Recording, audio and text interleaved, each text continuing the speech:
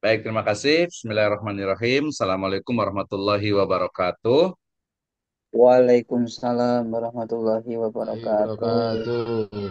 Alhamdulillahirabbil alamin. Wassalatu wassalamu ala asrofil anbiya'i wal mursalin. Habibana wa nabiyyana Muhammadin sallallahu alaihi wasallam wa ala alihi wa ashabihi wa man tabi'ahum bi ihsanin ila yaumiddin wa ba'd. Qala Allah Ta'ala fi kitabihil karim. A'udzu billahi minasyaitonir rajim. Bismillahirrahmanirrahim. Am kuntum syuhada idza hadara yaqubal mautu idza qala li banihi ma ta'buduna min ba'di qalu na'budu ilahaka wa ilahaka wa ilaha abaika Ibrahim wa Ismail wa Ishaqa ilaha wahida wa nahnu lahu muslimun. Wa qala Rasulullah sallallahu alaihi wasallam rawahul Hakim taraktu fikum amroini ma in tamassaktum bihima lan tadillu abadan kitaballahi wa sunnatar rasulih. Amma ba'd fa inna khairal hadits kitabullah wa khairal huda nabiyyu sallallahu alaihi wasallam. Alhamdulillah, syukur kepada Allah Subhanahu wa taala yang telah memberikan kepada kita kenikmatan iman, Islam dan juga ihsan. Kemudian salawat dan salam sama-sama kita panjatkan kepada junjungan alam Habibana wa Nabiyana Muhammadin sallallahu alaihi wasallam, Alaihi kepada seluruh wasallam. ahli baitnya, para sahabatnya, serta orang-orang yang senantiasa mengikuti jejak sunnahnya hingga akhir zaman.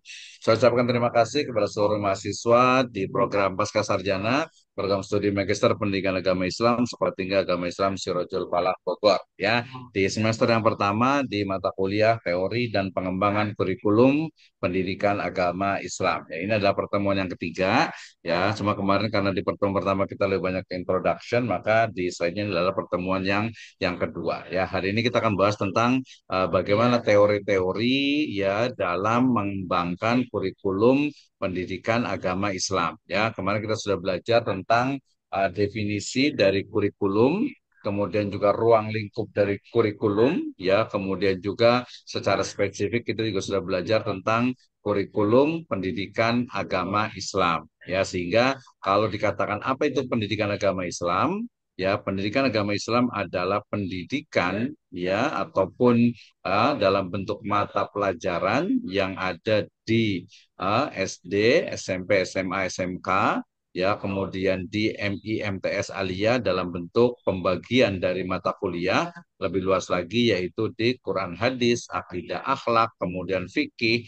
ya, kemudian juga sejarah kebudayaan Islam. Jadi ada 4 ya mata pelajaran di MI, MTS, Aliyah yang merupakan pengembangan dari mata pelajaran PAI atau Pendidikan Agama Islam di ya sekolah umum ya. Nah, sehingga kemudian kalau ditanya apa itu pendidikan agama Islam, ya maka secara spesifik yang saat ini ya makna sempitnya adalah mata pelajaran yang ada di ya SD, SMP, SMA, MT, MI, MTS, Aliyah ya dan juga SMK. Tapi kalau kita ingin belajar lebih luas lagi ya memperluas dari makna PAI, maka seluruh aktivitas ya pembelajaran baik itu formal, informal, ya, formal, informal ataupun non formal yang mengkaji, yang mempelajari, yang ada pembelajaran di sana pendidikan agama Islam. Berarti termasuk ya misalnya PKBM. Itu juga sebenarnya di sana ada PAI tentu saja. Ya, kemudian ada madrasah diniyah, itu juga pasti adalah PAI. Kemudian juga ada pondok pesantren, itu pasti juga adalah PAI. Kemudian majelis taklim itu juga adalah PAI. Kemudian juga tempat-tempat pembelajaran pendidikan atau tempat-tempat belajar agama Islam itu juga masuk ke dalam PAI dari sisi institusinya. Makanya makna sempitnya adalah mata pelajaran PAI di SD, SMP, SMA, SMK, kemudian juga mata pelajaran Quran Hadis, Akidah Akhlak, kemudian fikih dan sejarah kebudayaan Islam di MI, MTS Aliyah, ya. Nah, itu makna sempitnya. Ya, makna lebih luasnya adalah seluruh ya pembelajaran agama Islam yang ada baik itu di yang informal ya ataupun non formal. Contohnya tadi ada PKBM, ada madrasah diniyah, ada pondok pesantren, ya mungkin tempat-tempat kursus keagamaan, ya masjid, ya surau, ya langgar atau musola yang mengadakan di sana ada studi atau pembelajaran atau belajar ngaji agama Islam. Oke ya. Ya, walaupun ya secara akademik yang lebih spesifik tadi ya pendidikan agama Islam adalah proses pendidikan agama Islam ya yang dilaksanakan di ya lembaga pendidikan baik itu dasar ataupun menengah dan juga perguruan tinggi. Tadi belum dibahas juga tentang perguruan tinggi ya walaupun dia biasa lebih spesifik ya.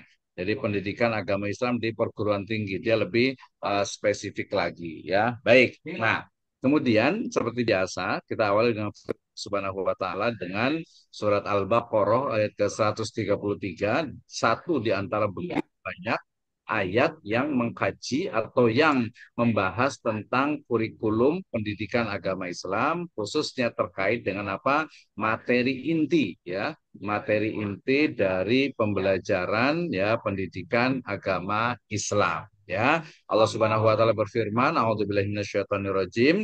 Bismillahirrahmanirrahim. Am kuntum syuhada idza hadara yaqubal maut id qala li banihi ma ta'buduna min ba'di qalu na'budu ilahaka wa ilaha abaika Ibrahim wa Ismail wa Ishaq ilaha wahida wa nahnu lahu muslimun. Di situ ada metode pembelajaran, di situ ada tujuan dari pembelajaran dan juga materi ya konten dari pembelajaran pendidikan agama Islam ya kemudian juga ini juga menjadi sumber ya dalam pembelajaran pendidikan agama Islam yaitu taraktu fikum amroini ma in tamasaktum bihima lan tadillu abada kitab Allah wa sunnatar rasuli ya rawahu al hakim ya. Oke, dari sini kita memahami tentang bahwa ya kurikulum itu jadi satu komponen yang sangat penting kan ya kita kemarin sudah pelajari dalam sistem pendidikan. Ya, kurikulum itu memberikan arah dan menjadi pedoman dalam pelaksanaan proses pendidikan. Ya, proses pendidikan tentu saja tidak akan berjalan dan terarah dengan baik tanpa adanya kurikulum. Nah, berarti penentu ya salah satu dari penentu pembelajaran itu adalah kurikulum dengan adaptasi dan juga variasi ya di sehingga Beckham menyatakan bahwa curriculum is the heart of education ya bahwa kurikulum itu adalah jantungnya pendidikan tanpa kurikulum ya pendidikan itu ya tidak bernyawa atau mati. Oke ya, ini kemarin kita sudah belajar kurikulum secara etimologi dan secara terminologi. Ya, ada kurikulum, ya kurir, kurere, artinya itu adalah lintasan lari atau pacu. Ya kurir, sekarang jadi kurir. Jadi kurir itu zaman dulu nganter-nganter itu pakai jalan lari. Kalau sekarang pakai motor, pakai mobil ya kurir gitu ya. Jadi kurikulum ya pedoman lebih tepatnya lebih mudah ya. Jadi alur yang digunakan untuk mencapai finish, mencapai tujuan itu adalah kurikulum ya. Ini beberapa pengertian kemarin daripada kurikulum. Misalnya kurikulum is itself is construct or concept, ya verbalization of extremely complex idea or set of idea. Ini kata Peter F. Oliva. Sementara Henry C. Morris menyatakan bahwa kurikulum ya adalah the content of instruction without reference to instructional ways or means ya. Jadi jelas itu adalah kurikulum. Satu lagi dari Hilda Taba yang menyatakan bahwa kurikulum is a plan for learning ya. Jadi satu rancangan dalam untuk proses pembelajaran.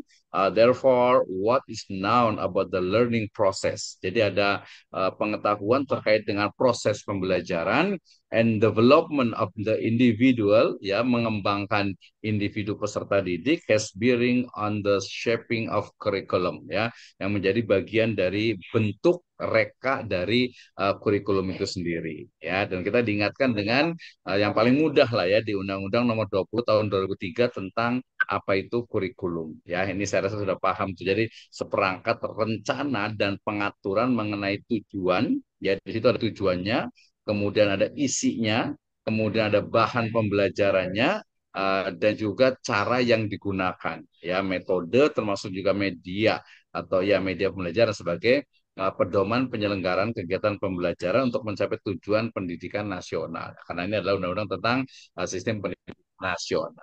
Oke, kemudian dimensi kurikulum ini penting supaya ketika kita belajar tentang teori, kita belajar tentang how to develop curriculum, ya kita paham ya. Yang pertama adalah dimensi kurikulum sebagai mata pelajaran. Nah, ini berarti nanti dari sisi mata pelajarannya. Misalnya sekarang kan mata pelajaran itu adalah Quran hadis, kemudian akidah akhlak. Itu kan ada dua tuh. Sehingga kemudian kalau di pondok pesantren ya Quran Quran, hadis hadis gitu ya. Quran biasa dengan ulumul Quran, hadis dengan ulumul hadis. Bahkan di beberapa pesantren hadis itu sudah ada misalnya mustalahul hadis ya, kemudian juga ada apa misalnya juga dari sisi rijalul hadis ya, Al-Quran juga sudah ada ilmu tafsir dan lain sebagainya ya. Ini adalah dimensi dari kurikulum di PAI ya. Jadi mata pelajaran dan mungkin sangat dikembangkan ke depan. Misalnya akidah akhlak itu kan dua ya. Tadi kan Quran hadis, yang kedua akidah akhlak. Mungkin nggak diusulkan ya, Lanjut memang ya. sudah banyak juga tadi di pesantren itu Berarti si Minggu harus akidah ini ya Bang. tersendiri Lanjut siap-siap. gitu ya. Akidah itu mata pelajaran tersendiri, kemudian akhlak juga mata pelajaran tersendiri, ya. Nah, itu kenapa ada Tenanawan, Quran hadis tapi dan akidah akhlak? Itu tenanawan karena zaman lain namun kaitannya dek dengan apa? mengarek mas gitu. Ya, dengan Tapi kebijakan. memang Ya, aja kalau kita zaman mau adalah mengembangkannya teknologi bisa media saja, apa. ya. Artinya Nah, ya. kita berarti Banyak gitu. menggunakannya adalah Nah, istilahnya itu apa? ya siap.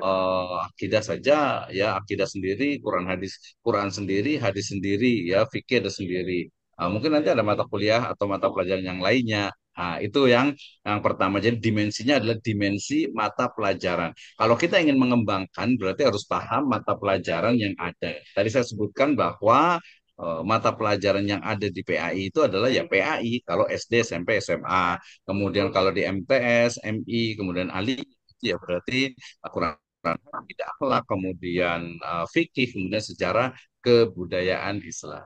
Nah, kalau saya terlalu cepat, saya kurangi dikit ininya ya, nadanya nih, biar agak-agak lebih ringan. Baik, tapi ini kan masih ini ya, apa murojaah yang kemarin, review yang kemarin kan.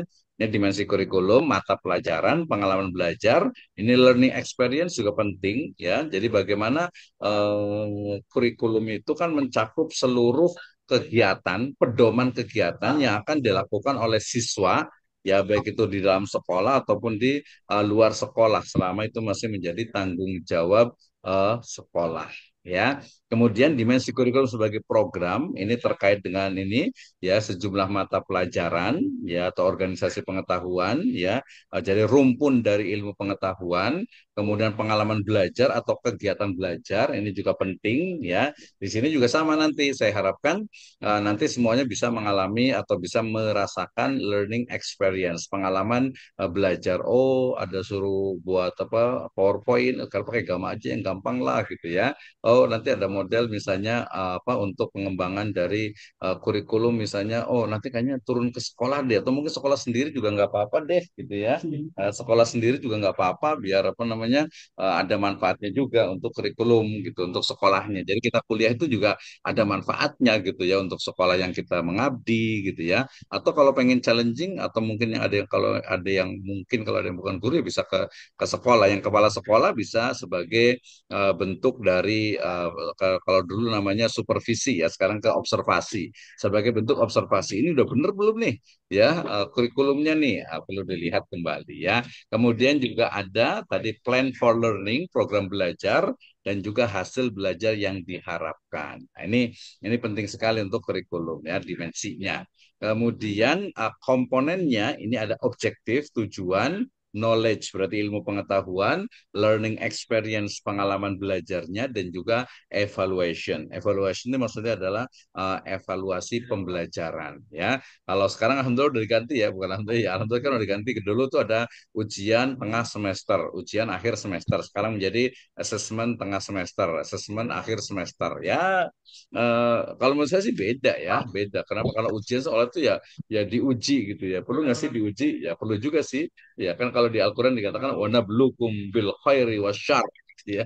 Allah Subhanahu wa taala itu akan menguji kita semuanya itu dengan apa? Khair, dengan kebaikan dan juga dengan apa? Keburukan. Jadi Allah Subhanahu wa taala juga menguji gitu ya. Tapi mungkin agar lebih ini ya uji lah ya atau assessment ya. Baik. Nah, ini tadi definisi ataupun pengertian dari pendidikan agama Islam. Harus diulang-ulang nih biar paham ya. Nah, saya ambil dari Undang-Undang Peraturan Pemerintah Republik Indonesia nomor 55 tahun 2007 nih tentang pendidikan agama dan pendidikan keagamaan. Ya di bab 1 pasal 1 dan 2. Ini jelas sekali nih ya, saya bold nih. Jadi pendidikan agama dan keagamaan merupakan pendidikan yang dilaksanakan melalui mata pelajaran atau kuliah pada semua jenjang pendidikan yang bertujuan memberikan pengetahuan serta membentuk sikap kepribadian manusia yang beriman dan bertakwa kepada Tuhan Yang Maha Esa, juga keterampilan dan kemampuan peserta didik dalam menyikapi nilai-nilai agama, serta untuk mempersiapkan peserta didik menjadi manusia yang dapat menjalankan dan mengamalkan ajaran agamanya. Kan detail sekali gitu ya. Jadi pendidikan agama Islam. Kalau ini karena dia sifatnya pemerintah peraturan pemerintah ya PP ya sehingga dia ya semua agama di situ. Jadi pendidikan agama dan keagamaan ya.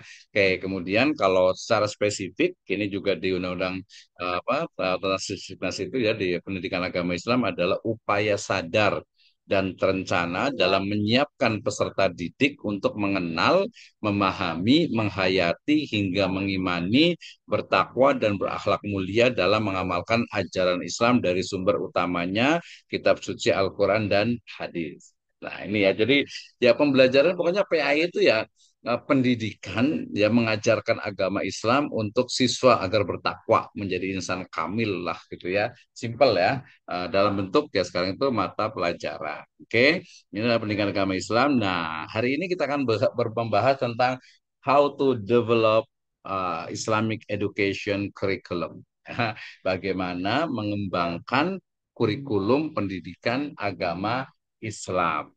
Ya, jadi pengembangan kurikulum PAI. Nah, kita pahami dulu nih apa itu pengertian dari pengembangan. Menurut saya penting ya. Kenapa? Apa nih pengembangan, ngembang, berkembang, kembang. Ya, jadi pengembangan ya development itu adalah suatu kegiatan menghasilkan suatu alat atau cara baru di mana selama kegiatan tersebut penilaian dan penyempurnaan terhadap alat atau cara tersebut terus dilakukan ya. Jadi pengembangan itu proses di mana berusaha atau proses untuk memperbaiki, menyempurnakan, menambahkan dari sesuatu yang sudah ada untuk dia lebih baik hasilnya. Nah, itu adalah pendapatnya dari Sutopo dan Sumanto 1982. Oke. Kemudian kalau kita ngambil dari etimologinya secara bahasanya, lugotannya bahwa pengembangan itu kan dari pengembangan. Artinya apa? Pe-nya itu artinya adalah proses atau cara atau perbuatan mengembangkan. Ya, jadi sebagai contoh misalnya pemerintah selalu berusaha dalam mengembangkan pembangunan secara bertahap dan teratur yang menjurus ke sasaran yang dikehendaki. Nah, kan pengembangan. Kemudian pengembangan bahasa upaya meningkatkan mutu bahasa agar dapat dipakai untuk berbagai keperluan dan kehidupan masyarakat modern. Itu juga pengembangan ya. Pengembangan masyarakat, proses kegiatan bersama yang dilakukan oleh penghuni suatu daerah untuk memenuhi kebutuhannya. Nah, jadi pengembangan semuanya adalah bagaimana cara mengembangkan. Kembang itu kan mekar ya gitu ya. Jadi berkembang. Berkembang artinya bisa ya menjadi lebih banyak, menjadi lebih baik, menjadi lebih sempurna. Itu adalah pengembangan. Oke. Kemudian curriculum development atau pengembangan kurikulum ya adalah peralihan total atau substansial mengenai beberapa komponen yang terdapat dalam sebuah kurikulum. Ya, tadi kan kita sudah belajar apa dimensi-dimensi dalam kurikulum ya sehingga perubahannya itu peralihannya total ataupun substansial ya baik secara keseluruhan ataupun sebagiannya ya dalam komponen dari kurikulum. Misalnya tadi ya dari sisi mata pelajaran, yang kedua dari sisi mungkin materinya, ya mungkin dari sisi nanti metodenya, pendekatannya, ya nilai-nilai filosofinya, tujuannya, ya, media yang digunakannya sampai kepada evaluasinya. Nah, hanya memang kalau kurikulum ini memang sifatnya tadi karena pedoman ya yang tertulis biasanya yang ada gitu ya, yang ada. Nah, nanti kalau pelaksanaannya nanti lain lagi ya, termasuk nanti juga kalau untuk didesainnya itu lanjutan dari kurikulum.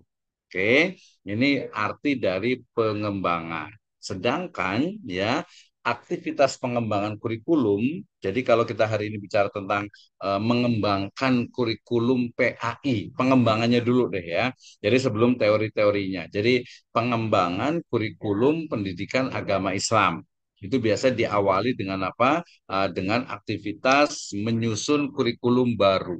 Ya, artinya kurikulum yang ada gitu ya, mungkin perlu ada perbaikan ya dari banyak sisi, dari sisi medianya, dari sisi pendekatannya, dari sisi tujuannya, dari sisi mungkin apa metode-metode pembelajarannya. Dia perlu adanya kurikulum baru. Nah, jadi pertama menyusun kurikulum. Ya, yang kedua adalah melaksanakan kurikulum itu di sekolah secara terbatas yang disertai dengan apa? Penilaian yang intensif ya atau uji coba kurikulum baru. Jadi kita merumuskan kurikulum, kemudian diuji cobakan ya, diuji coba apakah berhasil atau tidak, bagus atau tidak, sesuai atau tidak, ya, baru nanti disempurnakan. Kenapa? Karena dalam proses itu nanti kan ada penilaian proses ya.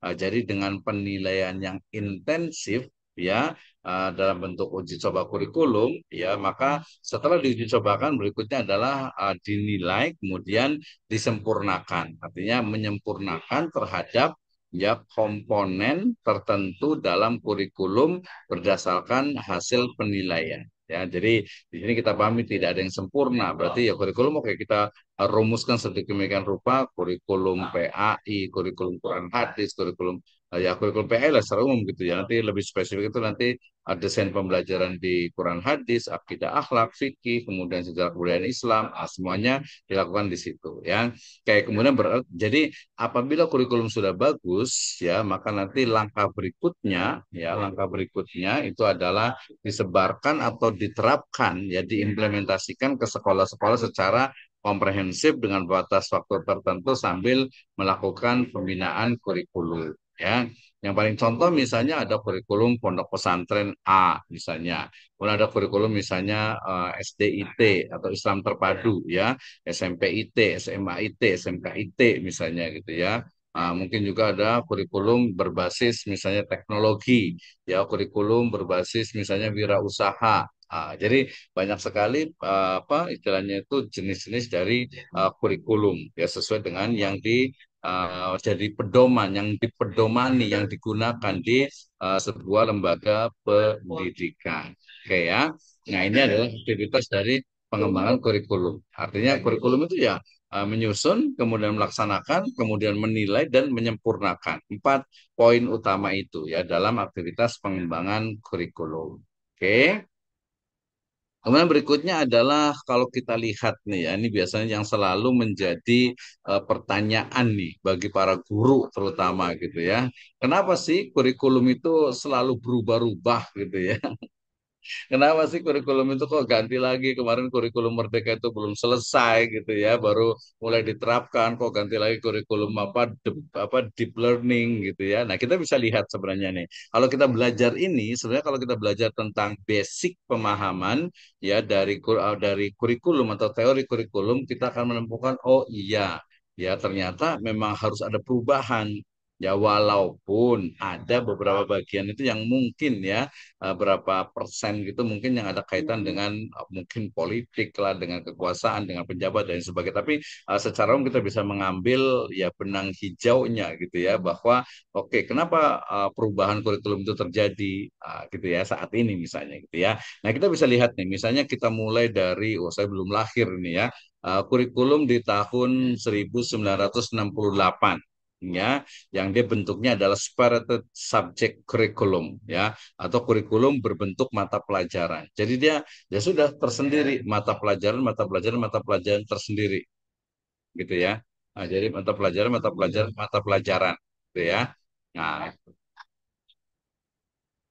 Oke ya, jadi apa kita lihat nih, jadi perubahan dari kurikulum di Indonesia tahun 68 yaitu berlaku separated subjek kurikulum, di mana kurikulum itu bentuknya ya udah mata pelajaran aja gitu ya. Karena memang tadi secara spesifik ya kurikulum itu ya mata pelajaran, tapi itu makna yang terlalu sempit gitu karena di dalamnya sebenarnya lebih luas lagi. Nanti ada interkoneksi dan juga integrasi antar mata pelajaran. Ya makanya kalau dulu itu sekarang dirubah IPA IPS itu tidak ada. Kenapa? Karena selalu apa ya membedakan gitu. IPA ya IPA, IPS IPS, matematika ya matematika, biologi ya biologi. Nanti agama Islam apalagi lebih tersendiri lagi gitu ya. Jadi agama Islam ya udah akhirnya muncul pemikiran apa sekuler gitu ya. Ya udah agama Islam ya ngomongin agama aja, nggak usah ngomongin sains, nggak usah ngomongin biologi, nggak usah ngomongin matematika. Padahal mestinya itu bisa ada integrasi ya. Ini tahun 1968. Yang berikutnya adalah kurikulum tahun 1975 ya. Nah, kurikulum ini sebenarnya masih berbentuk mata pelajaran terpisah, namun dia sudah memiliki pendekatan sistem yang disebut dengan apa? Prosedur pengembangan sistem instruksional ya, atau disebut dengan PPSI. Prosedur pengembangan sistem instruksional. Artinya sudah dibangun satu sistem instruksional ya sebagai pengembangan prosedur sebagai atau sebagai prosedur pengembangan ya. Di sana berarti sudah ada dokumen kurikulum ya kurikulum ya kemudian yang sifatnya itu matrik ya matrix ya dan juga bersifat sentralistik fully given by government ya jadi ini mata apa ya mata pelajaran itu langsung dari pemerintah baku gitu ya karena memang sifatnya itu sentralistik ya ini tahun 75 ya oke kemudian di tahun 84 ya yang kita mengenal ini ya kurikulum tahun 1984 itu kurikulum sudah berbentuk mata pelajaran korelasi dan juga Broadfield ya artinya pendekatannya itu menggunakan yang sekarang juga mulai diangkat lagi yaitu CBSA ya cara belajar siswa aktif ya nah sebenarnya CBSA ini sebenarnya ya apa ya ya dia itu pengembangan dari apa sistem student active learning atau yang sekarang disebut dengan active learning gitu ya jadi yang aktif itu adalah mahasiswa ya jadi sistem Student Active Learning atau SAL gitu ya. Nah, ini tahun 84 ya, walaupun belum sempurna tapi sudah mulai mengalami perubahan. Kalau awalnya itu betul-betul istilahnya itu apa ya, didoktrin dari pemerintah, ini mata pelajarannya diajarkan begini gitu ya. Jadi seolah itu tadi menjadi apa ya, teacher sentris gitu ya. Jadi guru sentris, guru yang memiliki apa ya, memiliki hak prerogatif gitu ya, hak utama untuk pengembangan. Makanya di waktu di tahun 68 75 itu ya guru itu ya menjadi apa ya?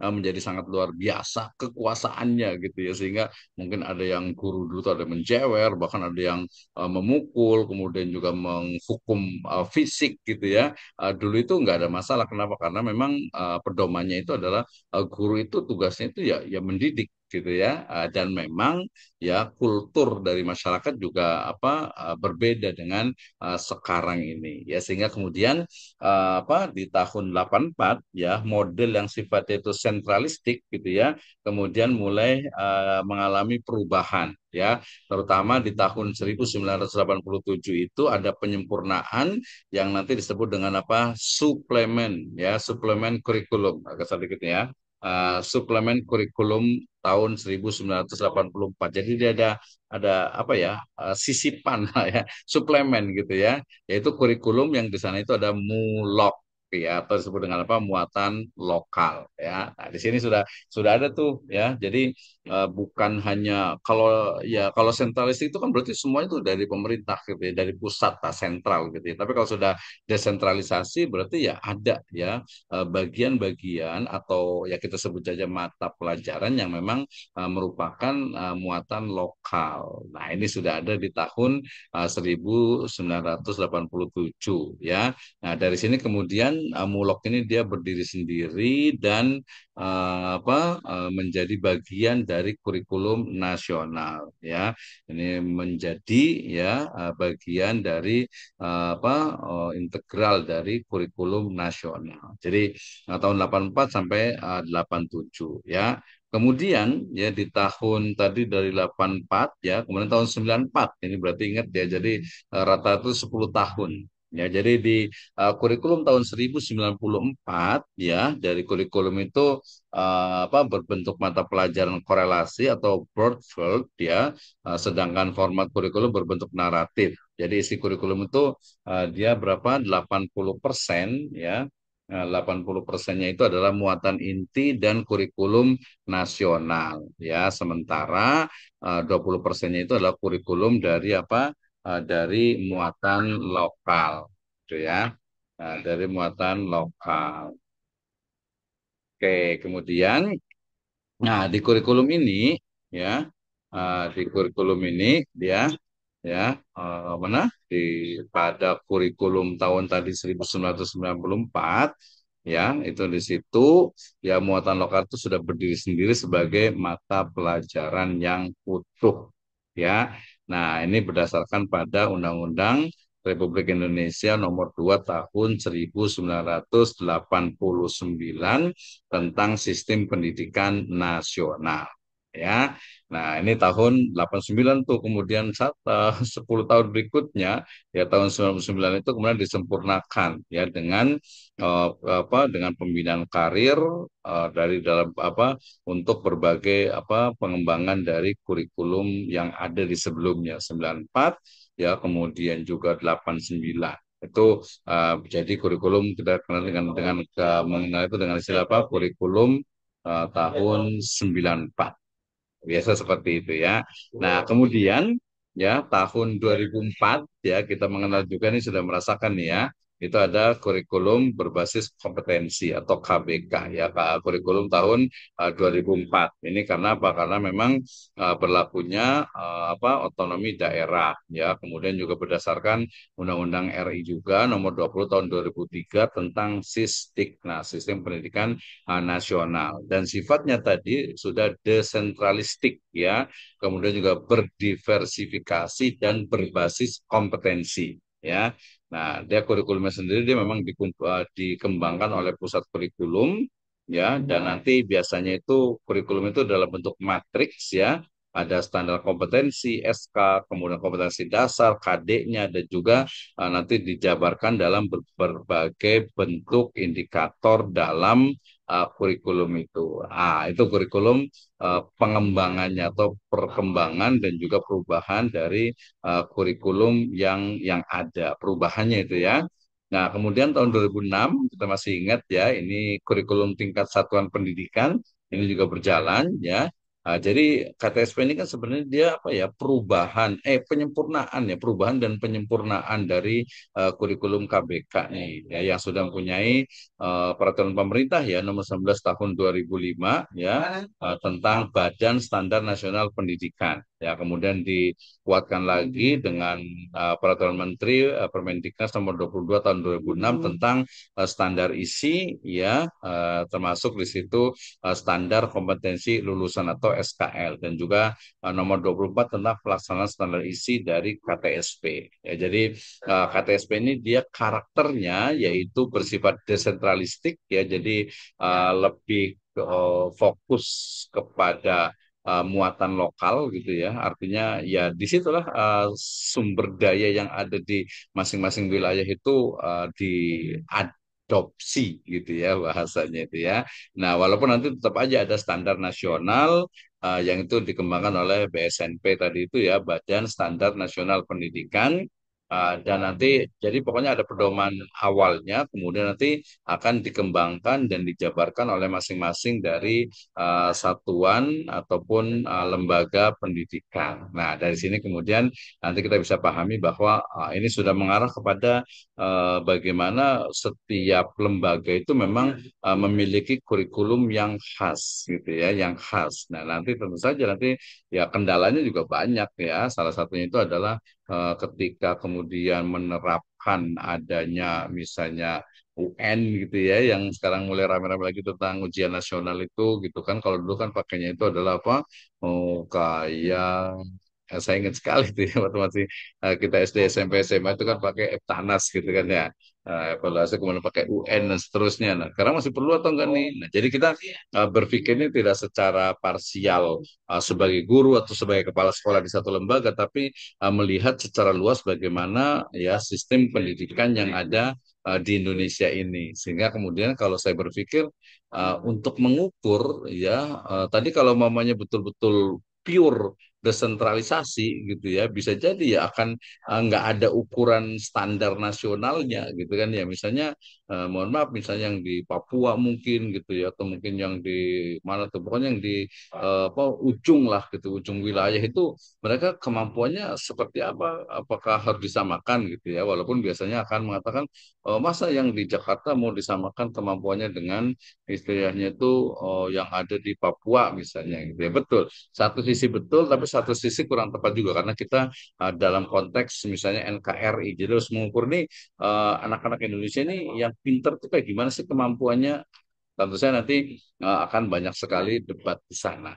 Ya, ada perbedaan itu udah biasa lah ya KTSP di tahun 2006, kemudian dilanjutkan dengan kurikulum Merdeka dan sekarang ada namanya kurikulum Deep Learning. Kemarin kita sudah bikin webinar juga tentang Deep Learning. Nanti insya Allah kita juga akan buat juga untuk bagaimana sebenarnya teori dan implementasi dari Deep Learning itu supaya nanti terutama yang guru ini bisa lebih paham karena memang harus berulang-ulang gitu ya nggak bisa satu kali gitu ya. Oke, kemudian tadi kaitan dengan apa terakhir di KTSP ya kurikulum 2013 ya ini lanjutan ya penyempurnaan dari KTSP sebenarnya yang Kurtilas ini ya, ini yang masih masih banyak digunakan walaupun sekarang ke apa Kurmer ya kurikulum Merdeka. Jadi kalau kita lihat di Kurtilas ini kurikulum ini dia penyempurnaan ya sebenarnya dari kurikulum KBK dan juga KTSP semuanya menyempurnakan gitu ya. Artinya itu menambahkan oke ini ada yang kurang karena kan ada tim khusus untuk tim nasional untuk apa pengembangan dari kurikulum ya.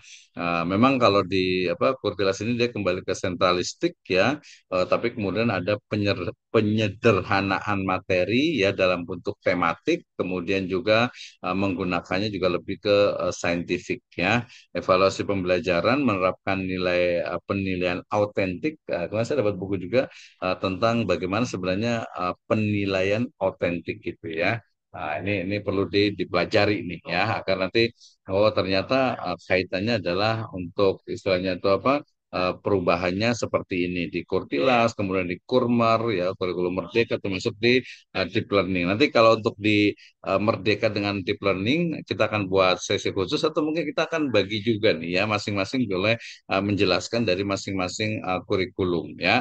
Oke, kemudian tadi kaitan dengan perubahan ataupun pengembangan dari kurikulum, ya berarti yang harus penting itu juga memang pembinaan dari kurikulum itu. Jadi masing-masing itu harus memahami tentang kurikulum. Jadi kalau saya ambil dari Subandija bahwa pembinaan kurikulum adalah kegiatan mempertahankan dan menyempurnakan pelaksanaan kurikulum yang ada dengan maksud untuk mencapai hasil yang lebih baik kan sebenarnya tujuannya sih baik gitu ya cuman kadang memang bikin guru gitu ya pusing gitu ya banyak kegiatan banyak aktivitas dan lain sebagainya gitu ya nah ini memang ya mungkin namanya nanti apa kayak dalam uji coba atau di awal gitu ya atau mungkin memang belum siap dan lain sebagainya gitu ya kalau saya lihat misalnya kalau di Kurmer itu ya sebenarnya sangat bagus gitu tapi masyarakat di Indonesia atau siswa di Indonesia itu sebagian itu belum siap untuk itu gitu ya. Nah, ini juga jadi hal yang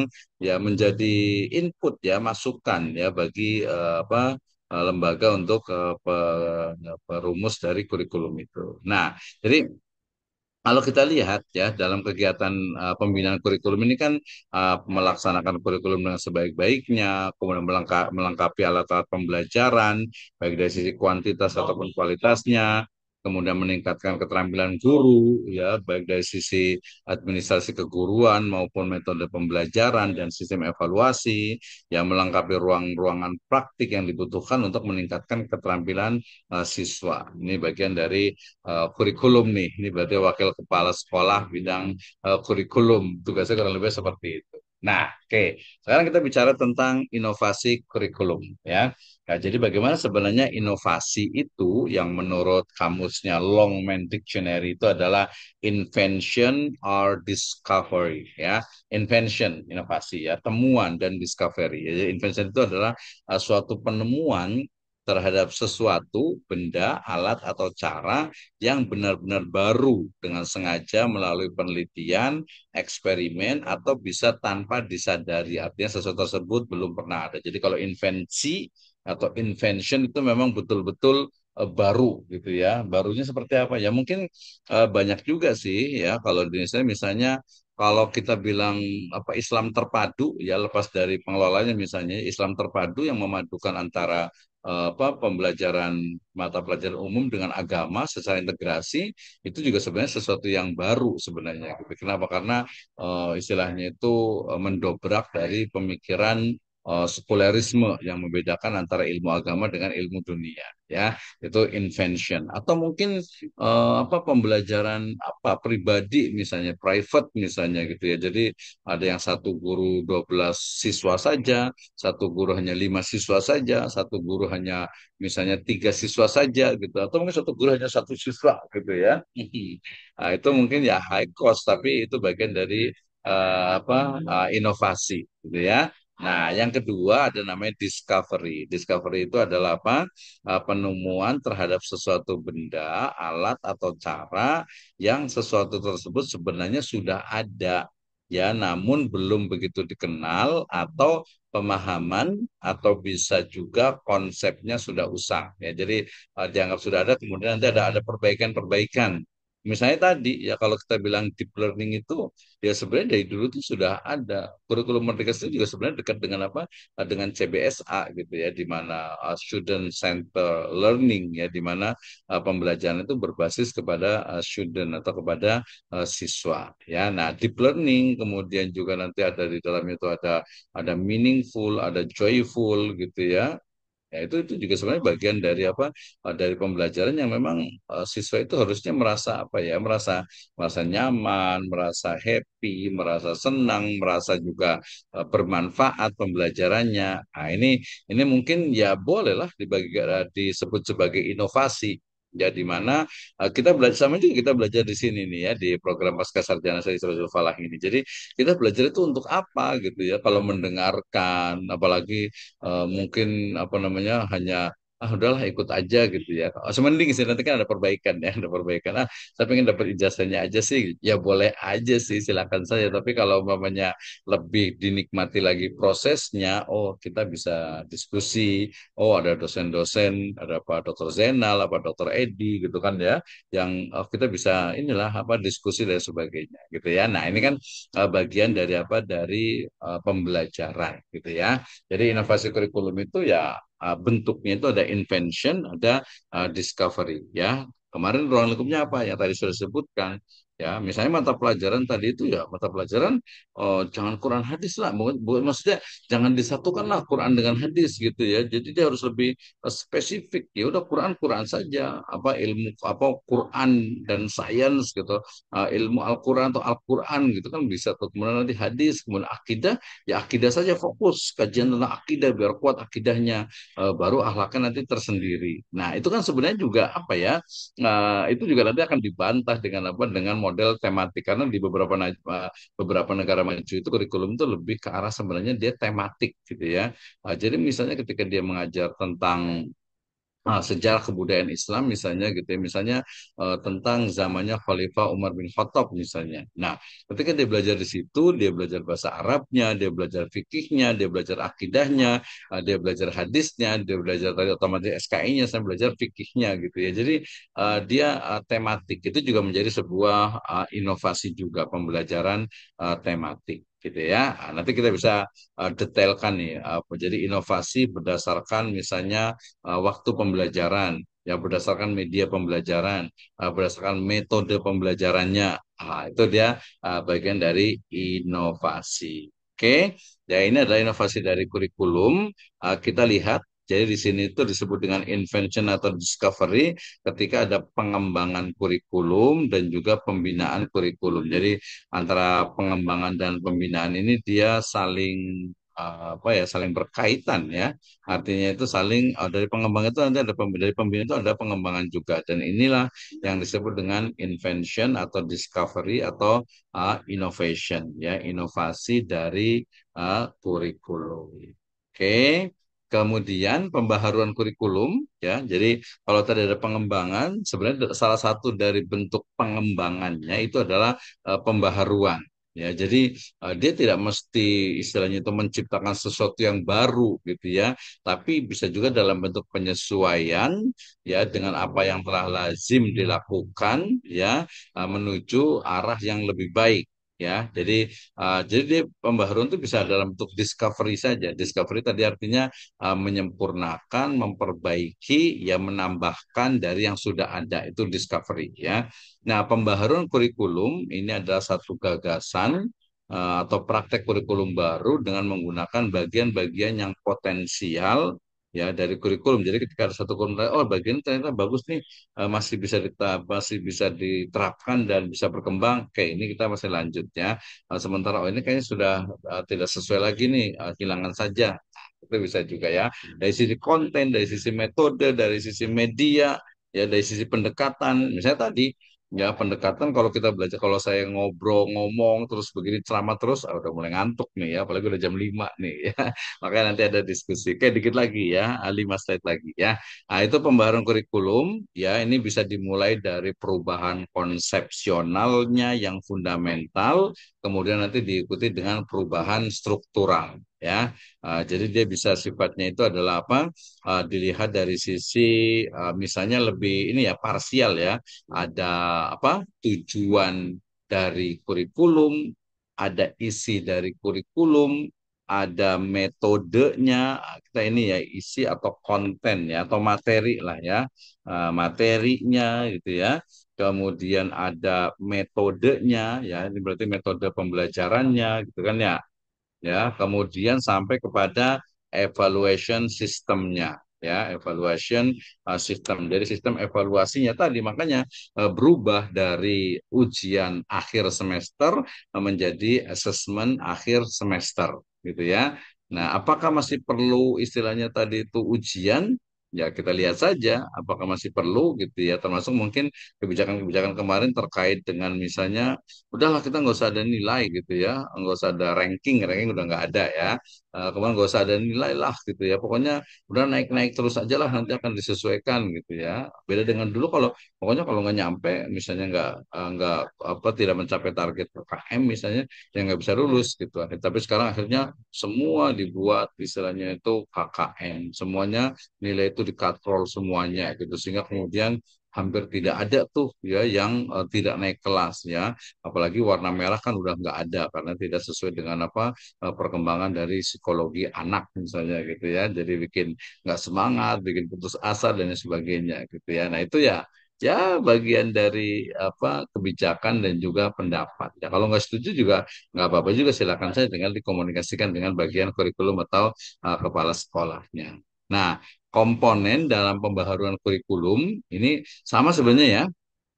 Artinya itu pembaharuan itu adalah inovasi, ingat ya. Jadi pembaharuan itu bahasanya inovasi lah ya. Pertama dari sisi perubahan dalam tujuan. Jadi inovasi dalam tujuan, misalnya pandangan hidup dan falsafah bangsa. Ya, misalnya gitu ya, ini juga jelas.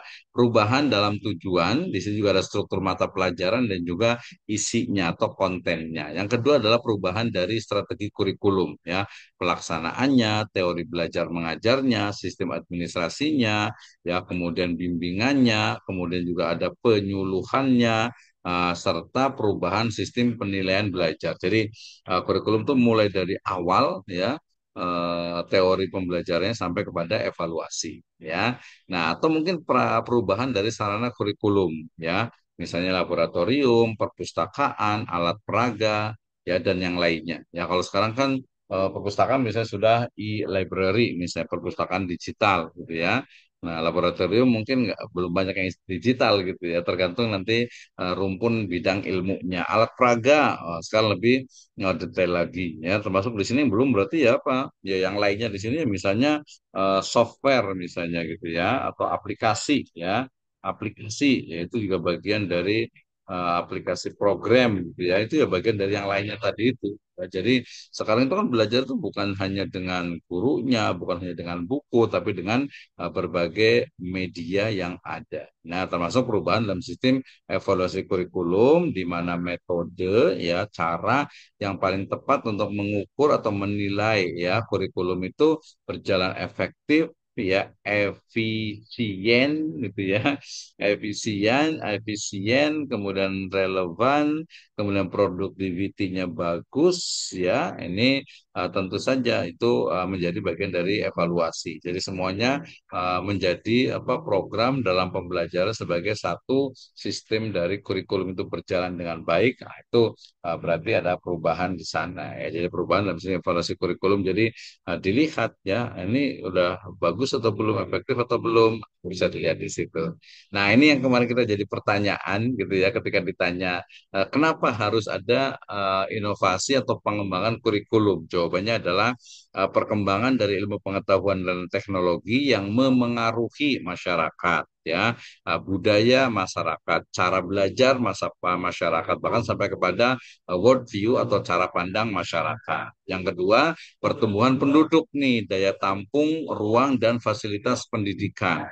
Ya, kalau dulu belajar tadi misalnya di zaman Nabi itu ketika tawanan perang Badar itu satu guru ya 12 siswa. Kalau sekarang rata-rata 20, 25, bahkan ada yang sampai ke 40 ya, 36 sampai 40 satu kelasnya. Itu kan ada perubahan ya berarti harus dirubah nih.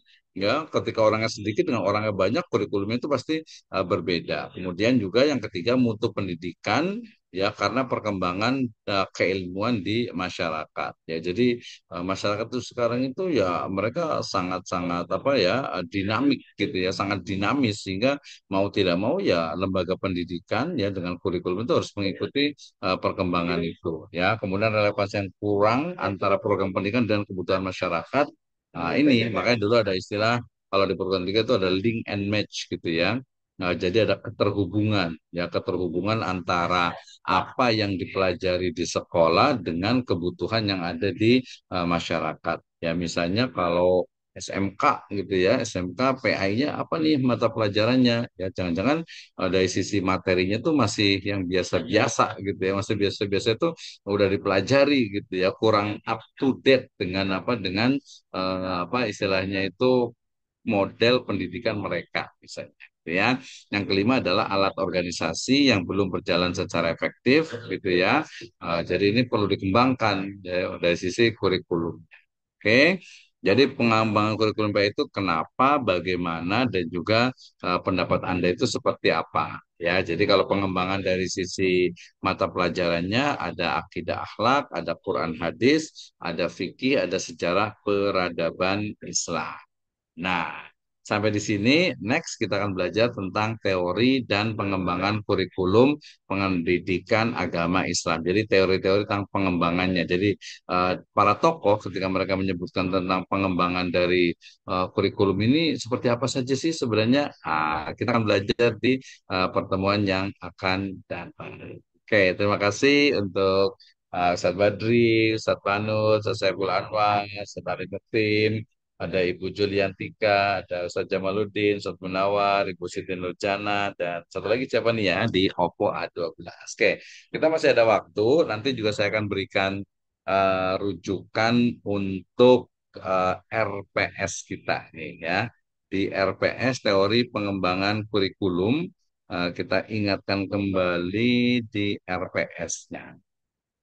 Oke, sebelum kita masuk ke RPS, mungkin ada pendapat, ada ide, ada gagasan, atau ada pertanyaan, saya persilahkan nih, ya, saya persilahkan untuk apa waktunya, saya persilahkan untuk Ibu dan Bapak sekalian, para guru sekalian. Silahkan nih, ada yang mau bertanya atau berkomentar nih, kita mau nanya tentang pendapatnya tentang kurikulum ini, boleh juga. Ya, siapa dulu nih? Ya, silakan dari Kayaknya kita mulai dari siapa nih ya? Pak Saiful Anwar, boleh silahkan. Nah, mungkin pertanyaan lebih spesifik, bagaimana sebenarnya pendapatnya tentang perubahan kurikulum yang ada di Indonesia ini, ya termasuk persiapan untuk menjadi deep learning system. Silahkan, Ustaz Saiful Anwar. Mangga, gimana? Siap. Iya, silahkan. Kepencet ini kayaknya ya. Serius banget nih, semangat, semangat. Silahkan saya sambil minum dulu nih, silahkan. Assalamualaikum warahmatullahi wabarakatuh. Waalaikumsalam warahmatullahi wabarakatuh. Alhamdulillah sehat Bapak Dokter. Alhamdulillah, semangat Pak Semoga Saiful. sehat Gimana selalu kabarnya ya. nih? Gimana nih pendapatnya sebagai praktisi dan Semua pemerhati Alhamdulillah. pendidikan ini tentang perubahan Nah, kurikulum yang ada? dari yang dirasakan saat ini dari perubahan kurikulum dari mulai KTSP, kurikulum 13 sampai sekarang kurikulum Merdeka, memang ada sedikit perubahan metode pembelajaran dan pendekatan terhadap siswa. Namun ada beberapa hal dari sistem pembelajaran tematik ini yang membuat siswa sendiri jadi bingung, Pak. Dalam hal ini, Mm-mm. contoh misalkan ilmu pengetahuan alam ini kan sekarang dijadikan satu dengan IPS gitu kan, ilmu pengetahuan alam dan ilmu sosial. Sedangkan saat ujian madrasah atau ujian sekolah itu dipisah, mereka sedikit kebingungan. Ini karena memang yang dia pelajarin itu kan tematik, tapi kenapa ketika ujian itu dipisah-pisah gitu kan? Di situ satu, Mm-mm. kemudian untuk eh, perencanaan apa namanya disebut dengan RTL atau rencana tindak lanjut, guru ini juga kebingungan karena memang di RTL itu disatukan gitu, tapi ketika kita membuat evaluasi pembelajaran itu harus terpisah. Mhm. Kan anak gitu Pak. Ya ini mungkin kelemahannya di situ. Kalau dari segi materi dan ininya juga kalau materi mungkin ada perubahan, tapi memang dari materi tematik ini itu kebanyakan materinya muter-muter di satu permasalahan gitu, tidak berkembang Pak. Dari bab satu, bab 2 sampai bab 3 itu kadang materinya itu-itu aja gitu. Jadi kita harus memberikan apa namanya perluasan wawasan gitu di luar dari konteks materi tematik itu, Pak. Mungkin itu saja. Terima kasih. Wassalamualaikum warahmatullahi wabarakatuh. Waalaikumsalam warahmatullahi wabarakatuh. Terima kasih Ustaz Saiful Anwar, yang menarik nih. Berarti tadi salah satu dari bentuk pengembangan, ya, inovasi dan pengembangan dari kurikulum itu kan memang bidang evaluasi gitu ya. Evaluasi dari pembelajarannya itu. Jadi evaluasi itu mau kayak gimana nih? Satu sisi sudah diterapkan tematik gitu ya, tapi kok di sisi lain evaluasinya masih dipisah-pisah. Berarti ini belum Ya, apa ya, istilahnya belum secara keseluruhan. Kalau tematik ya sudah, berarti nanti untuk sistem evaluasinya itu ya berarti tematik juga gitu kan ya. Nah ini berarti perlu dirumuskan kembali gitu ya, dirumuskan. Jadi kalau tematik itu berarti ujiannya itu atau asesmennya itu seperti apa. Itu berarti nanti dikaji gitu ya. Kemudian yang kedua memang terkait dengan tadi materi gitu ya.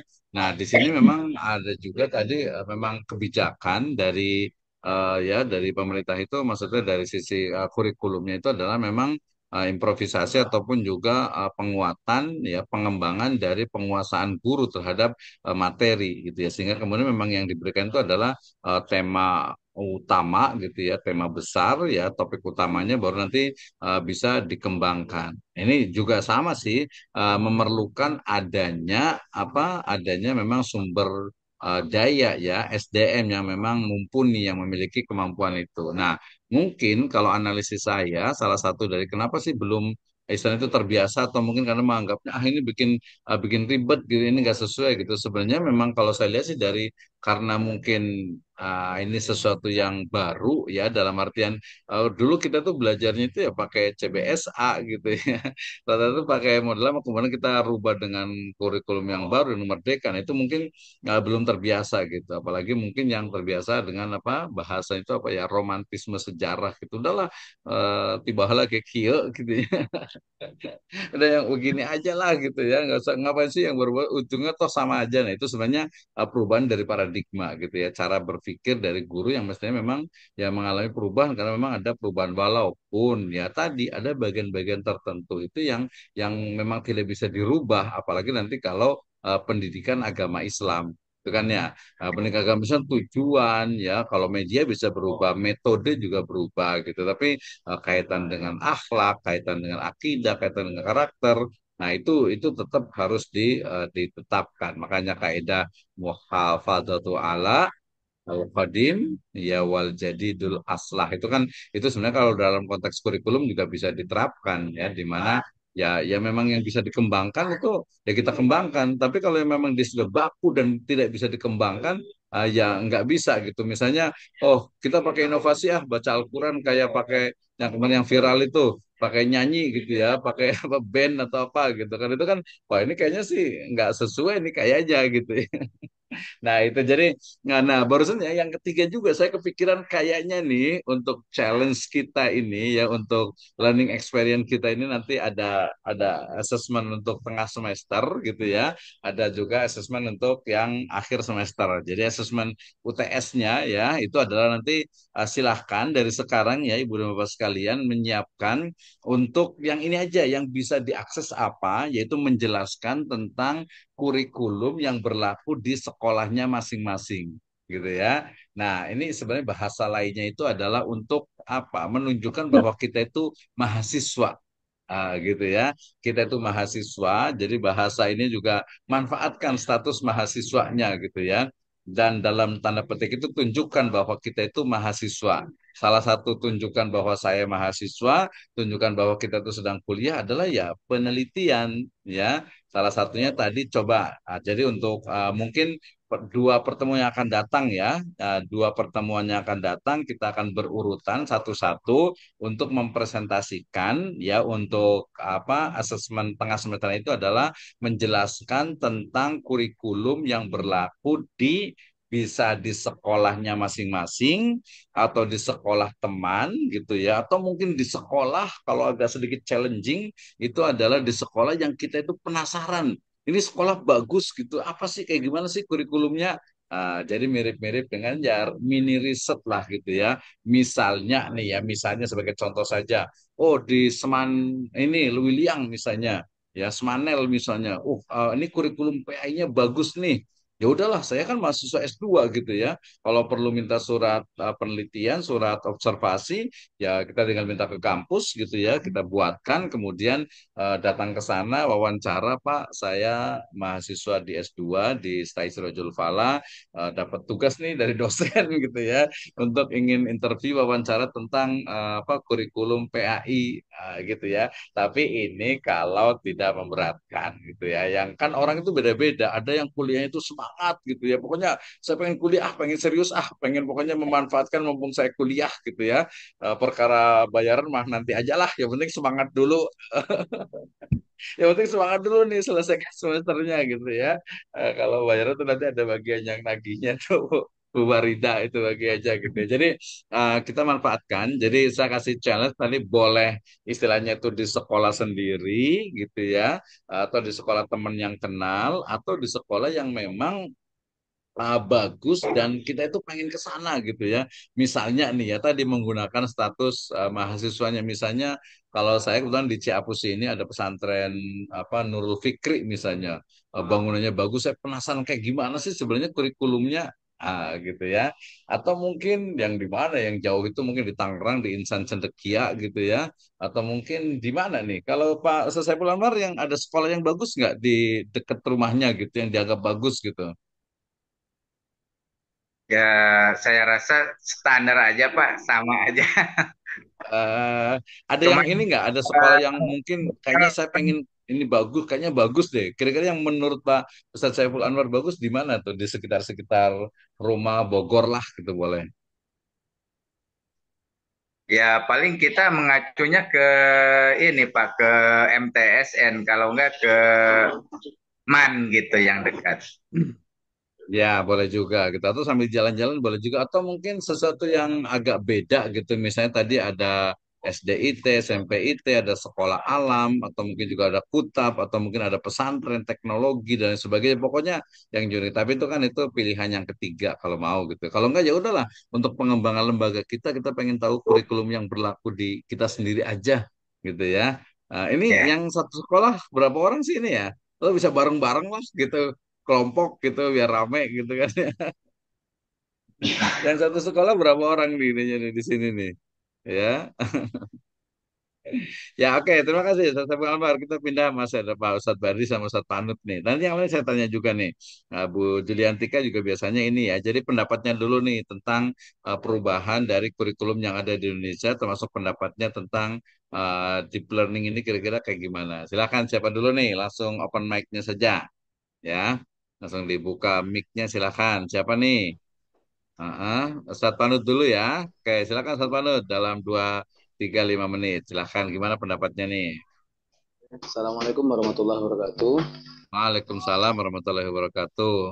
Terima kasih waktunya Pak Dokter. Eh, Pada dasarnya kurikulum yang ada perubahan di Indonesia ya khususnya dari tadi 66 atau mungkin tadi itu 68 sampai kurikulum deep learning ya informasinya seperti itu.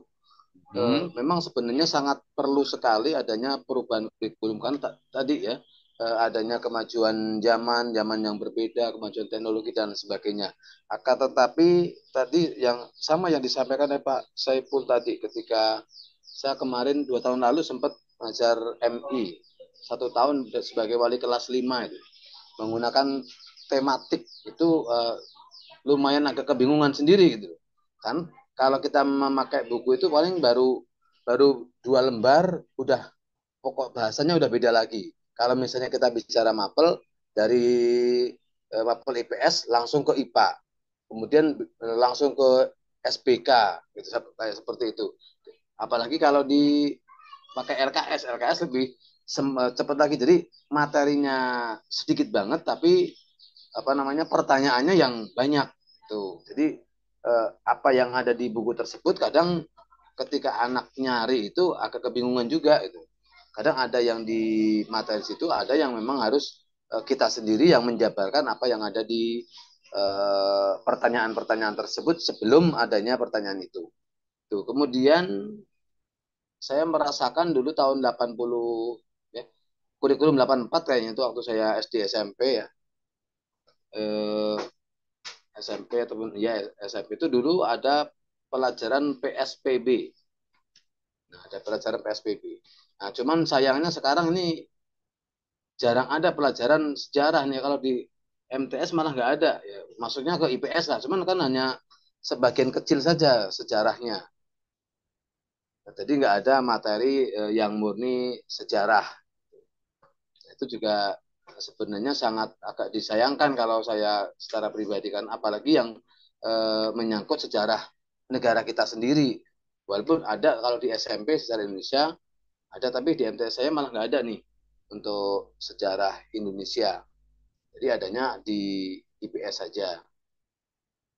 Tuh, kemudian dengan adanya perubahan-perubahan kurikulum tadi yang sangat disayangkan sebenarnya ketika kita baru mau bisa udah berubah lagi ya itu yang agak tadi membingungkan tadi kurikulum 13 dari awal 2013 2014 ke sana sampai kemarin 2020-an kayaknya memang baru mau bisa nih. Tahu-tahu udah berubah lagi kurikulum Merdeka. Yang kurikulum Merdeka juga kalau dilihat dari kata-katanya hanya beda di apa namanya? Beda istilah. Beda istilah seperti adanya tujuan pembelajaran, kemudian adanya KKTP yang berubah dari KKM, kemudian KIKD yang berubah menjadi CP dan sebagainya. sebenarnya kalau supaya nggak membingungkan mah nggak usah berubah aja namanya. Jadi tetap aja seperti kemarin dengar lagi nih penerimaan siswa baru yang awalnya PPDB sekarang kembali lagi ke siswa baru lagi. Itu apakah memang ya kita berubah ini aja lah, tapi anggaran tetap mengucur itu. Nah, itu negatifnya seperti itu. Bahkan seperti di grup tuh kemarin tuh ngomongin masalah ini aja, nggak ke kurikulumnya. Simpatika ke ini saja, simpatika ke emis nih. Ini yang lagi rame-ramenya, simpatikanya belum Mhm. eh, sudah dihilangin, emisnya can Mhm. beres-beres sampai sekarang itu. Jadinya kan Mhm. Betul, betul. ada data yang belum muncul, ada yang tertutup, ada yang masih merah dan lain sebagainya. Itu kan juga sebenarnya yang kasihan tuh yang operator, kepala sekolah yang selalu ditanya-tanya oleh gurunya ini bagaimana ini gitu kan kebijakannya kok seperti ini. Cuman ada yang jawab itu mah proyek karena sudah kontraknya habis walaupun itu seperti itulah seperti itu. Akhirnya ya guru kemudian yang kecil-kecil itulah yang jadi korban. Jadi kalau kurikulum berubah itu ya memang kayaknya ataupun katakanlah ada pengembangan tadi memang sangat sangat perlu, tetapi ketika ada istilah-istilah, ada yang hal-hal itu sosialisasinya nih yang kadang agak kurang cepat.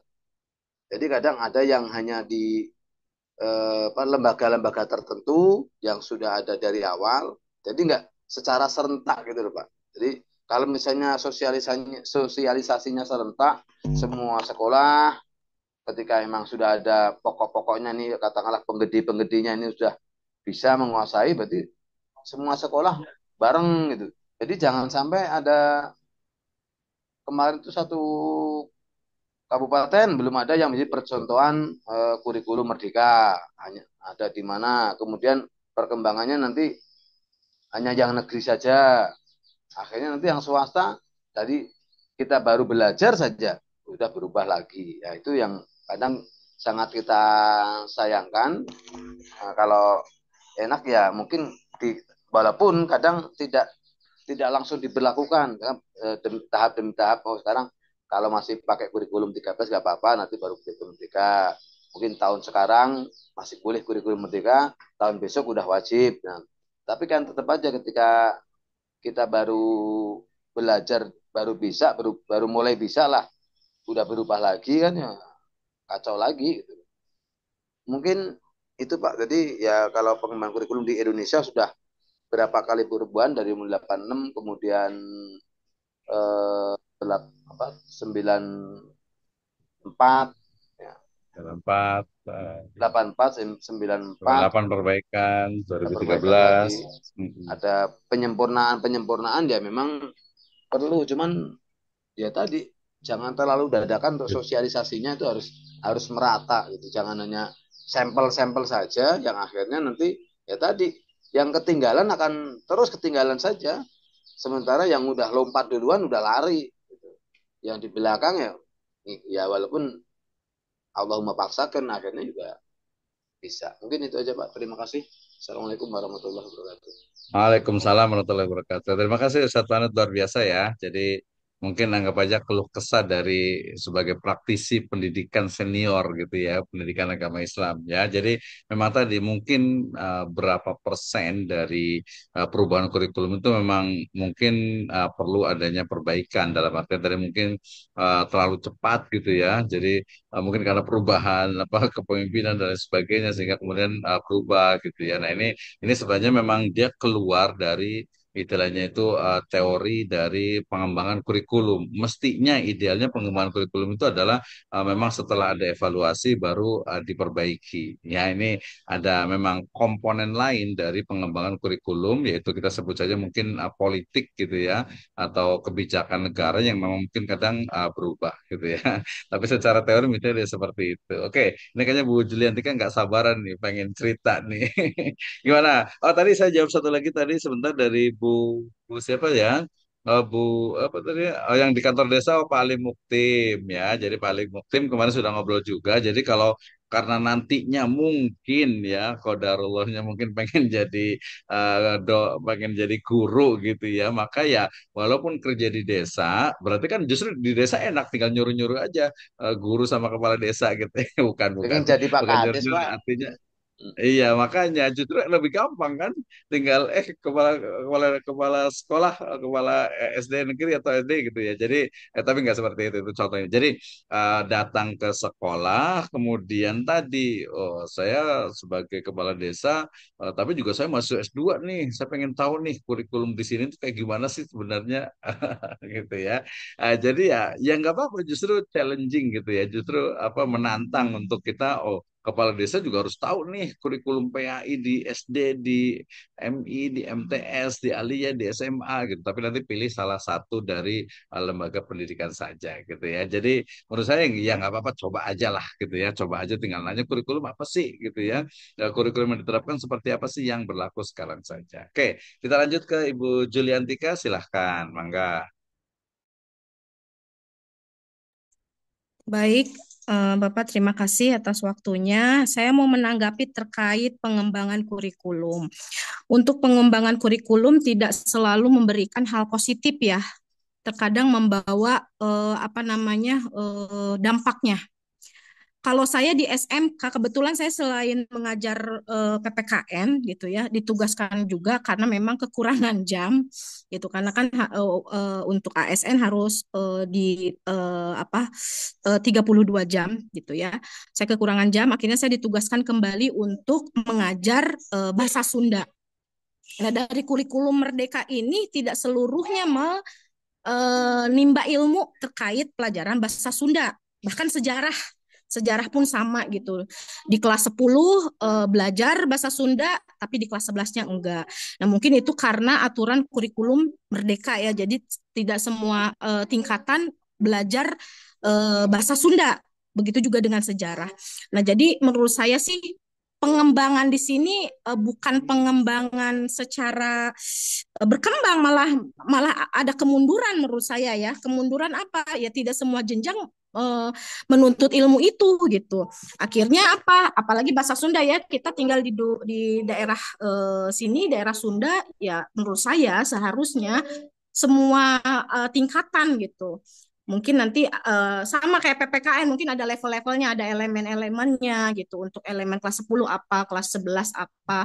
Kalau ini enggak gitu. Jadi untuk pelajaran bahasa Sunda itu digabung, gabungan mapel, dan kita memang kurikulum merdeka. Jadi kita pilih elemen mana yang menurut kita layak dan baik untuk diberikan kepada anak gitu dari elemen-elemen yang ada di buku itu gitu. Saya sih paling hanya menanggapi itu. Sekalian ada pertanyaan Bapak Dokter terkait kurikulum. Saya juga seorang ibu dari 3 anak nih. Pertanyaannya, bagaimana kita bisa mengetahui kurikulum yang diterapkan di sekolah itu baik atau tidak? Apa dilihat dari guru-gurunya yang berpenampilan perlente gitu, atau dilihat gedungnya yang bagus gitu, dan akhirnya kita tertarik, oh iya gedungnya mah alus, iya tingkat sampai kaluhur-luhur make lip misalnya gitu, pasti kurikulumnya alus ya gitu. Sedangkan kita kan rakyat, anggap aja saya sebagai orang luar ya, saya memposisikan saya sebagai seorang ibu gitu. Kita nggak tahu di dalamnya seperti apa ini kurikulumnya. Jadi tips lah, kiat-kiat bagaimana kita tahu sekolah itu kurikulumnya baik, bagus, dilihatnya tina naon gitu. Paling itu aja Pak. Hatur nuhun. Halo. Terima kasih Bu Juliantika, luar biasa nih ya. Justru nanti pertanyaannya itu harus dijawab dengan ini ya, experience, dengan apa, dengan nanti observasi dan lain sebagainya Bu Juliantika nih ya. Jadi ketika melihat satu sekolah itu bagus atau tidak ya, ya. Besok kita tunggu ya, Komisi satu ya. Hmm. Oke, jadi ketika ingin melihat sekolah bagus atau tidak, ya kadang ya gedung itu juga menentukan juga sih. Iya, karena kalau gedungnya bagus biasanya ini, tapi nggak semuanya ya, ya manajemennya bagus, kemudian kurikulumnya juga otomatis bagus, kepemimpinannya, leadershipnya juga bagus gitu. Walaupun mungkin hanya berapa persen gitu, mungkin hanya 5% kali gitu ya, gedung itu ya. Tapi ya memang bukan ukuran lah, tapi ya ada indikatornya gitu ya. Nah, yang paling penting justru kalau namanya sekolah itu sebenarnya dalam teori kurikulum itu kan tujuannya, ya tujuan dari pembelajarannya. Ya otomatis, nah di sini kita menemukan nih antara MI, MTS Aliyah dengan SD, SMP, SMA, SMK, dia tujuannya itu berbeda gitu ya, berbeda walaupun mungkin kalau dalam konteks Indonesia ya sama lah ya, bukan sama, dekat lah ya, mungkin tadi akhlak mulia diganti dengan mungkin memiliki moral etika gitu ya. Memiliki mungkin tadi bertakwa kepada Tuhan yang Maha Esa, kalau Islam kan bertakwa kepada Allah Subhanahu wa taala. Seperti itu kan ya. Nah maka kalau kita ditanya gimana cara memilihnya, ya sebenarnya sebenarnya yang kelihatan jelas itu ya tadi lebih mendalam memang. Jadi lihat dari kurikulumnya. Nah, ingat kan? Jadi kurikulum itu kan eh, pedoman dalam melaksanakan pembelajaran. Jadi bisa dilihat tuh ya, bisa dilihat bisa dilihat dari sisi istilahnya itu tujuan pembelajarannya, kemudian materinya, kemudian metode pembelajarannya, kemudian media pembelajarannya, pendekatan pembelajarannya, ya termasuk tadi sumber daya yang ada, ya tadi selain melihat gedungnya gitu ya, lihat juga tadi SDM-nya. Ini guru-gurunya rata-rata nggak semuanya sih ya, tapi rata-rata gitu ya. Oh, alumni dari perguruan tinggi ini misalnya, gitu kan ya. Itu kan juga kelihatan gitu ya. Atau mungkin kalau mau lebih spesifik, oh gurunya itu ternyata bukan hanya alumni perguruan tinggi yang bagus gitu ya, tapi juga dari sisi misalnya guru-gurunya itu dia apa kreatif ya, kemudian juga apa terbukti dia punya track record yang positif misalnya gitu kan, itu kan bisa kelihatan gitu ya. Nah makanya termasuk juga mungkin yang kalau di Indonesia sih lebih kepada sebenarnya ini, jadi dia agamanya itu diutamakan tapi sainteksnya juga tidak ketinggalan. Biasa seperti itu loh, ya. Jadi agamanya itu bagus gitu ya, tapi sainteksnya itu juga tidak ketinggalan. Kalau dulu-dulu mungkin, aduh kalau ke madrasah ini kayaknya apa anggapannya ya, walaupun ini tidak tepat, madrasah itu ya second institution level gitu ya di apa di sekolah apa di pendidikan dasar gitu misalnya gitu ya. Tapi ada juga nih yang MI itu madrasah itu sekarang sudah mulai mengembangkan gitu. Kenapa? Karena kesadaran dari orang tua itu saya di madrasah gitu. Kenapa? Karena agama itu nomor satu gitu. Saintek itu ya sambil berjalan, toh juga apa di situ juga diajarkan sainteknya juga gitu kan. Nah itu menurut saya juga lebih bagus daripada saya biarin aja lah di apa di umum gitu ya. Nanti agama kan di apa kita ajarin di rumah gitu kan, atau suruh ikut kursus ngaji dan sebagainya. Mungkin mungkin gitu ya. Kalau secara personal saya sih kurang setuju sebenarnya itu ya, kurang setuju, sehingga ya mestinya sih memang gitu ya ada istilahnya itu ya agamanya dapat, kemudian dunianya umumnya dapat juga gitu ya. Nah, saya seperti itu. Tapi itu kan dia berkelanjutan ya. Ini problem kalau menurut saya, kalau kita melihat lebih holistik itu lebih luas. Misalnya anak itu di pesantren SD ya, MI, kemudian apa SMP di pesantren. Kemudian nanti ketika SMA dia sudah di SMA umum misalnya, oh itu sudah ada perubahan. Atau mungkin dia oke lah sampai MI, MTS, Aliyah. Tapi giliran pas kuliah itu di umum misalnya, wah nanti ada mengalami gegar kebudayaan biasanya itu. Seperti misalnya viral tuh dari Sukabumi, ada dari Bogor juga tuh yang di awal-awal dia tuh pakai jilbab gitu ya, tapi sudah keluar kemudian mereka melepas jilbabnya, kemudian bahkan bangga dengan pakaian yang terbuka gitu kan ya. Itu viral tuh, sempet gitu. Itu karena saya pikir wajar. Saya juga sempat ketemu juga seorang ini ya, diangkut sih dulu lama sekali ya.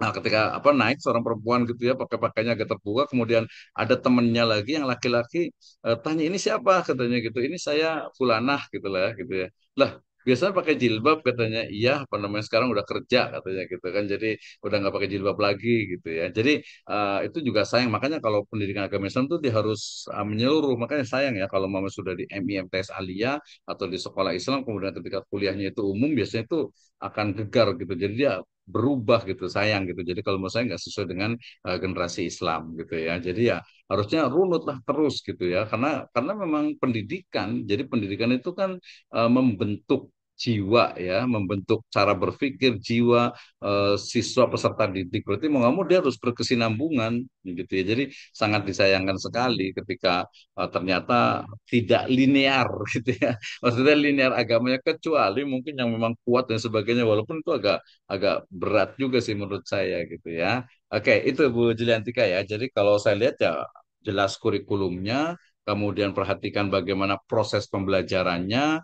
Ya mungkin kalau ada ranking ya, ranking dalam artian itu tingkat lomba sekolah yang bagus kan biasanya ada. Sayangnya sekolah yang bagus itu sering sekali dinilai itu hanya dari apa, nilainya saja. Sayangnya gitu ya.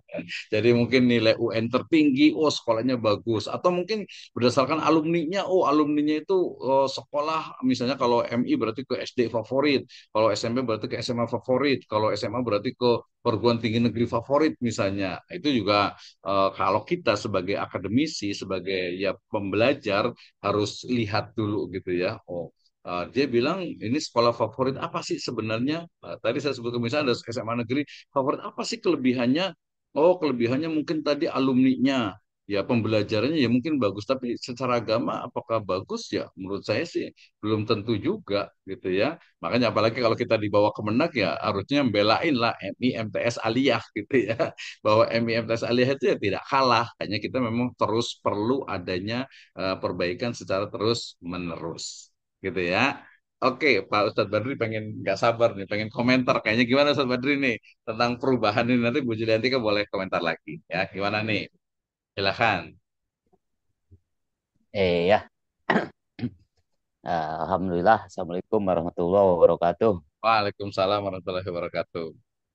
Alhamdulillah dan terima kasih Pak Dokter sudah memberikan waktunya untuk sedikit banyaknya, bukan menjelaskan ini ya, mungkin agak sedikit keluh kesah dalam perubahan-perubahan kurikulum yang kita rasakan dari sejak mulai belajar mengajar sampai hari ini juga masih tetap belajar mengajar. Jadi karena kurikulum yang berubah-ubah. Mhm. Pada intinya kurikulum dirubah-rubah bagi kami mungkin boleh karena untuk perubahan zaman itu untuk mengikuti perubahan zamannya gitu kan. Asalkan didasarkan kepada jangan perubahan itu hanya pada kurikulum. Sementara yang lainnya yang disebutkan tadi oleh Pak Saiful Anwar dan Pak Ustadz Pan lain-lain gitu. Itu eh, sampai sampai kita kebingungan dalam menilai pun kebingungan gitu kan. Di kurikulum yang terdahulu misalnya KTSP gimana, terus berkarakter ya gak bagaimana, terus lagi pindah lagi ke kurikulum yang pada bukunya seperti itu, akhirnya di sekolah gonta-ganti buku walaupun di dalamnya sama cuma beda judul dan diputar bab gitu ya, yang biasanya bab 1 jadi bab 2 atau bab 1 jadi ada di semester 2 itu kan. Nah, yang menjadikan kami kerepotan ketika menyampaikan kepada anak itu kadangkala dari kurikulum ini, dan memang kita juga belum begitu paham kata Pak Ustadz Panut karena kita baru mau belajar udah ganti lagi. Sekarang juga kan mau belajar nih kita kurikulum merdeka. Sudah diminta kemarin, udah diberkas, sudah diperbaiki, sudah kita belajar, tapi dengar-dengar kan sekarang mau rubah lagi nih kurikulum yang sekarang.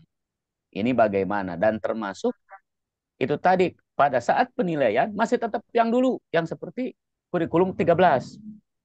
Itu kan dalam penilaian atau pemberian soal. Nah, itu yang menyebabkan kami juga bingung. Jadi akhirnya sepertinya tidak ada yang memang bagus untuk kurikulum seperti sekarang.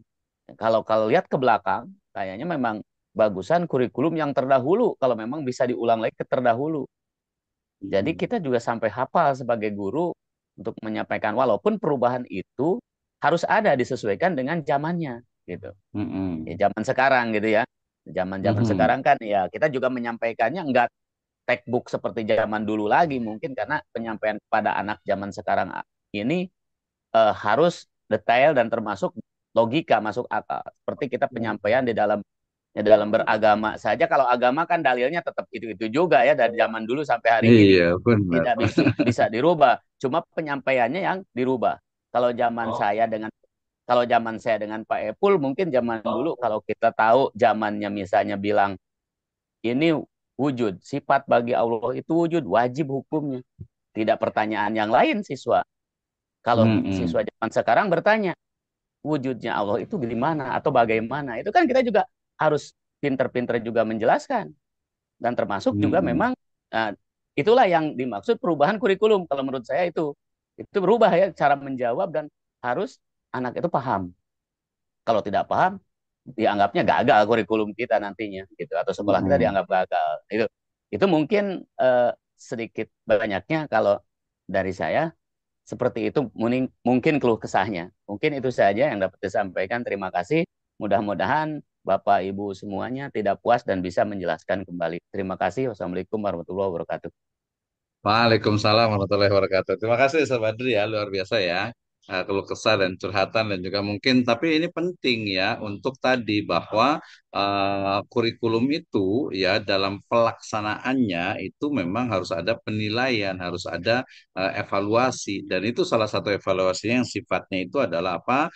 Bottom up gitu ya. Jadi dari bawah dari para pelakunya. Ya, dari para pelakunya Iya, iya. bagaimana nih? Tadi ternyata misalnya kalau kaitan dengan buku misalnya, itu kan dia masalah ya ya penting juga gitu. Mestinya memang apa namanya dipahamkan gitu ya. Kemudian dari sisi konten misalnya materi misalnya gitu ya. Oh, materinya mungkin memang kalau kaitan dengan akidah gitu ya. Mungkin Hmm, tidak banyak perubahan, mungkin yang lebih tadi lebih ke rasional gitu ya. Kemudian kalau iya. akhlak juga mungkin ya sekarang itu karena eranya digital mungkin ya perlu ada penekanan-penekanan pada akhlak-akhlak tertentu gitu ya. Betul, Kemudian tadi kalau betul. dari sisi cara mengajar, ya cara mengajar sebenarnya kalau menurut saya itu kan bagian dari metode pembelajaran ya. Nah, metode pembelajaran ini kalau yang menurut saya itu perlu ada banyak pengembangan ya dengan Ya, tentu saja basic filosofinya itu adalah pendekatan pembelajaran di mana tadi ya, kita sudah betul. menerapkan namanya itu student center learning, di mana Center learning. pembelajaran itu adalah berbasis kepada anak gitu ya. Iya, Jadi sama nih harusnya betul. di sini nih ketika saya ngajar itu saya nanya makanya sudah sampai di mana nih pemahamannya terhadap kurikulum gitu kan ya. Kenapa? Ya, Jangan ya, sampai gitu ya. ya ulang ajaran anak meringojai cina gitu. Iya, betul, Jadi betul. Pak Ustadz Badri ini udah senior nih, apalagi Ustadz Saiful Anwar nih, udah senior banget ini ya, terlihat Wow, dari banget raut dia. wajahnya gitu ya.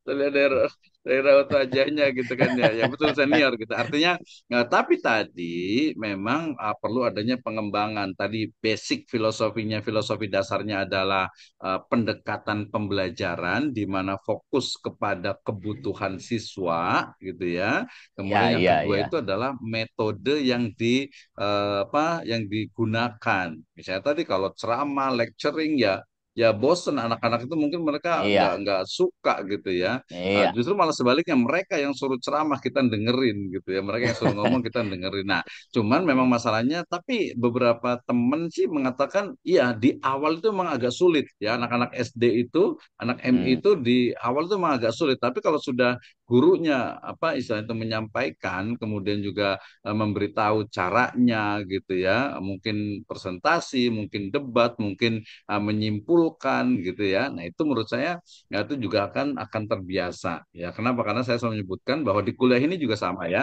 Di kuliah ini kan kita harapkan tuh minimal punya dua skill ya. Pertama adalah skill untuk menyampaikan ide gagasan. Saya rasa ini udah bisa semuanya, sudah kelihatan lah guru itu runut gitu ya, sistematis gitu ya. Hanya tadi mungkin ada beberapa yang mungkin perlu diluruskan terkait dengan oke, dari sisi perubahan kurikulum itu memang ada hal-hal yang sifatnya tidak terlalu substansif tapi tidak terlalu substantif gitu ya, tapi mengarah kok ini efek politik nih, ini efek kekuasaan nih, kemudian ini mungkin tadi kalau tentang evaluasi mestinya dalam teori pengembangan kurikulum itu dia include di dalamnya Ya, pasti ada betul. evaluation system gitu. Iya, Jadi betul. Itu mestinya yang ada gitu kan ya. Atau mungkin ya kita lihat nih di kurikulumnya nih apa namanya evaluasi kok masih pakai yang lama gitu ya. Jangan-jangan atau mungkin udahlah pakai yang ini dulu aja gitu. Atau mungkin dia pakai ini, pakai namanya itu aspiration innovation curriculum gitu. Jadi kurikulumnya mungkin dia memang nggak full, tapi setengah-setengah gitu. Ini separuh dulu deh, uji coba dulu gitu ya. Uji coba iya, 5 tahun, harusnya sih 10 tahun sih ya sampai ada yang baru lagi kita mungkin karena mengikuti ini kan apa namanya itu masa jabatan gitu biasanya gitu ya. iya, iya, 5 tahun betul. akhirnya jadi 5 tahun jadi tapi itu efek yang bukan substansi berarti itu memang oh iya mestinya nggak seperti itu gitu ya. Makanya harus ada perbaikannya gitu ya tadi dari sisi metode gitu ya termasuk juga media kan metode kaitannya dengan media ya. Nah Mm-mm. kita sebenarnya kemarin sempat buat tentang desain pembelajaran juga sebenarnya itu ya.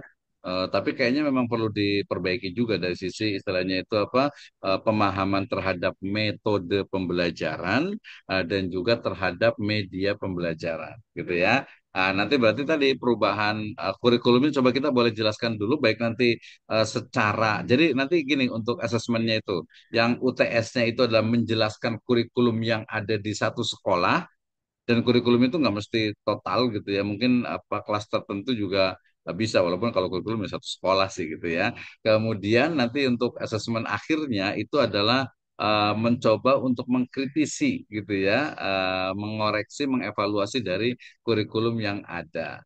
Tadi kalau yang bukan guru ya datang ke sekolahan kemudian ya komunikasi saja seperti apa bisa didampingi juga ya sekolahnya tadi bisa sekolah sendiri bisa sekolah teman bisa sekolah orang lain atau sekolah yang memang kita ingin tahu gitu ya, ingin tahu gimana sih sekolah misalnya Al-Azhar Sifa Budi misalnya gitu ya. Dia bagus nggak sih gitu ya atau mungkin yang sekolah alam misalnya gitu atau mungkin ada Kutab misalnya atau mungkin ada SDIT atau mungkin tadi banyaklah sekolah sampai ke sekolah SLB mungkin gitu atau mungkin PKBM yang bagus gitu ya atau mungkin MI. Kalau saran saya mungkin kalau di sini mungkin ini di MI walaupun ya kalau di program studi PAI itu sebenarnya MI itu beda karena dia itu PGMI jadinya. Jadi sebenarnya itu kalau kita ininya di M itu jadinya ke PGMI jadinya gitu ya. Di PAI itu ya. Tapi ya kalau di SD masih bisa lah. Jadi nanti mungkin mungkin gini. MI yang paling favorit di Bogor ini mana sih? Yang paling unggul. MI unggul itu di mana sih? Min ya. Min mana sih yang paling unggul sih gitu ya? Atau Miss ya? Miss yang paling unggul di mana sih sebenarnya? Itu juga boleh lah kita sekali-kali silaturahmi ya. Oke, tadi kayaknya Ustaz Jamaluddin atau Ustaz Munawar nih yang pengen komentar nih. Silahkan nih satu lagi nih ya. Waktu kita tinggal 11 menit lagi. Ya mudah-mudahan on time sih ya. Silakan Ustaz Jamaluddin atau Ustaz Munawar. Ya, tadi mau komentar. Nanti Bu Siti Nurjana boleh juga. Ustaz Jamaluddin, silakan gimana nih pendapatnya nih tentang perubahan kurikulum. Silakan. Ya, terima kasih Pak Dokter. Mohon maaf ini tadi ke Ya, silakan. kepotong ada perlu karena sehingga tidak menyimak tadi tanya jawab Pak Panut sama Bu Juliantika. Ya, siap. Eh, Lanjut. Mohon Semangat. maaf kalau kalau keresahan ini juga sudah apa sih sudah diungkapkan tadi ya. Gak Kalau apa-apa, menurut Jamal dimaafkan. ya, karena Jamal ini orang baru di pendidikan ya. Baru Ah, karena saya juga baru lulus S1 kemarin terus sekarang langsung sini dan mulai ngajar itu di zaman COVID ya sehingga Hmm. tidak begitu banyak mengetahui tentang perubahan-perubahan kurikulum. Cuman yang dia merasakan itu ya seperti tadi gitu. Yang pertama terkesannya kurikulum ini berubah bukan karena kebutuhan gitu, cuy, tapi karena ya kepentingan tadi gitu ya, tadi berbau-bau politik dan lain sebagainya lah, sehingga banyaknya bukan perubahan ya hanya hanya seperti istilah perubahan istilah saja gitu. Terus dan yang ininya sepertinya sih kalau menurut pribadi ini ya, kalau perubahan kurikulum sih boleh-boleh saja gitu, cuman kurikulum apapun gitu. Kalau ininya yang sangat pentingnya Mhm. itu kan gurunya gitu. Kenapa nggak Mhm. dibanyakin apa pengembangan ke gurunya saja gitu? Karena eh, apapun kurikulumnya, kalau gurunya begitu-gitu aja ya tetap aja begitu gitu. Itu yang pertama. Yang kedua tuh lupa lagi tadi. Mau ini apa? Eh, tuh. tuh, apa tadi ya?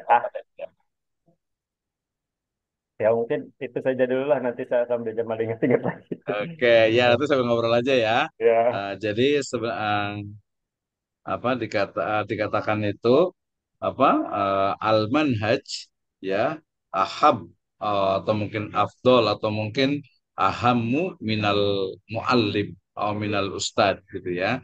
Tadi sebenarnya agak kurang tepat juga ketika guru penting gitu ya.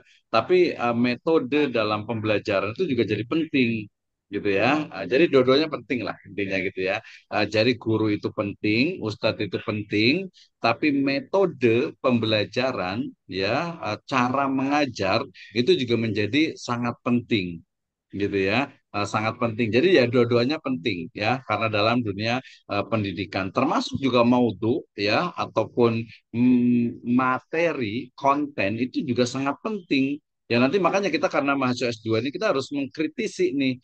Ini kayaknya materi kok MI itu diputer-puter doang gitu ya. Mungkin malah nggak sesuai nih, artinya itu ketinggalan zaman nih.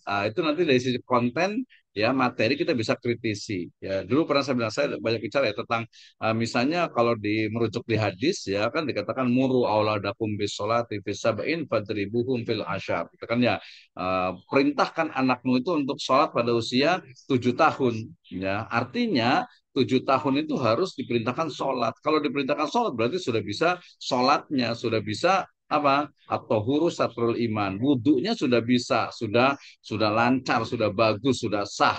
Istinjaknya sudah benar, toharohnya, bersucinya, bersihnya, mandinya itu sudah benar. Berarti harusnya itu ya MI sekarang kan misalnya usia 6 tahun. Nah di usia 6 tahun sudah diajarkan belum wudhu. Kita lihat nih materi-materinya gitu ya. Kalau wudhu diajarkannya itu malah di SMP ya kelas 7 kalau nggak salah itu. Ya di MTS kelas 7 itu baru kalau merujuk itu ke wudhu. Aduh, itu udah ketinggalan zaman banget gitu ya. Itu bukan ketinggalan zaman, artinya orang sudah balik sudah harus diajarkan cara mandi junub gitu ya.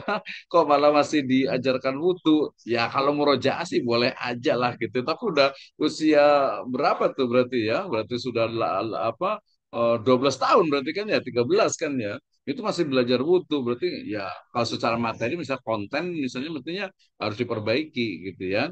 Nah, kemudian lagi mungkin kalau bagi yang akhwatnya yang perempuannya itu kan haid itu kan mungkin antara 8, 9, 10, 12 lah gitu mungkin di antara itu 9 katanya sudah gitu ya. Artinya itu juga harus diajarkan tuh cara bersih-bersihnya gitu ya, mandinya dan sebagainya itu harus diajarkan dari sisi fikihnya. Nah, tadi menarik nih, tadi ngomongin tentang PSBB ya, Pak Ustadz Tanut ya.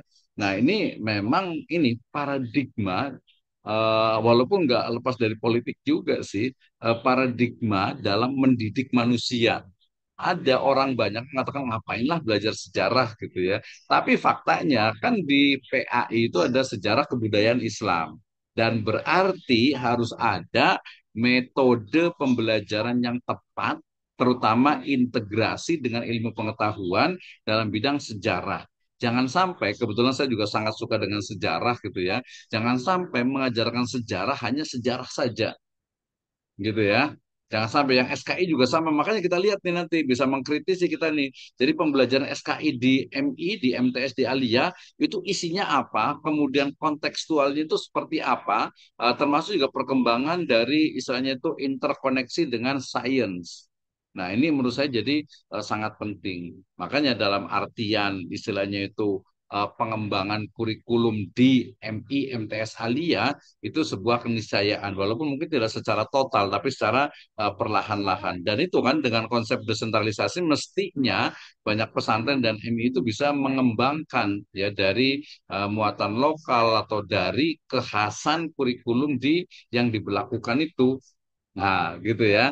Jadi tadi kembali ke Sejamaluddin, jadi ya apa guru penting, ya kemudian metode juga penting, jangan lupa media juga penting, kemudian konten, isi, materi itu juga penting, dan tujuan, jangan lupa tujuan seolah-olah itu sangat abstrak, tapi itu sangat penting tujuan itu.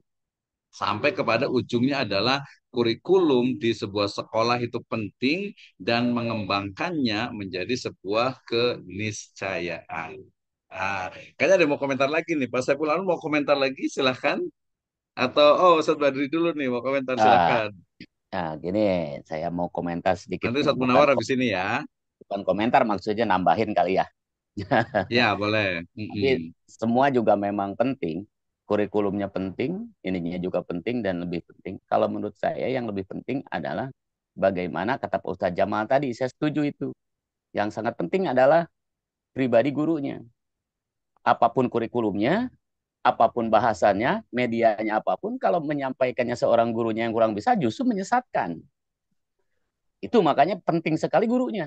Makanya kenapa tidak Hmm. gurunya yang lebih ditekankan untuk bisa manage agar bisa menyampaikan nanti agar bisa lebih baik gitu. Itu maksudnya. Maksud udah Jamal mungkin kayaknya begitu. Ya, saya Iya, setuju dengan Ustadz betul sih. Jamal. Hmm. Iya.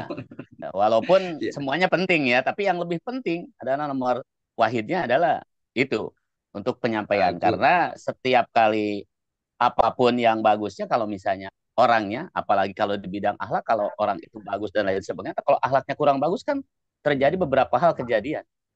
Karena di Hmm. bahasan malam tadi, korupsi saja bukan orang bodoh, bahasanya kan gitu. Berarti dia orang Nah, tolat. Karena memang akhlaknya dari jiwanya yang kurang bagus, akhirnya berarti gurunya melakukan juga hal yang. ya, Nah, manusianya juga penting itu ya. gurunya, manusianya yang sangat penting. Sementara sekarang itu kurikulum dan lain perubahan-perubahan. Sementara manusianya atau gurunya itu tidak diajak untuk berubah supaya bagaimana menerapkan agar lebih baik. Itu mungkin. Mungkin itu tambahannya. Terima Oke. kasih.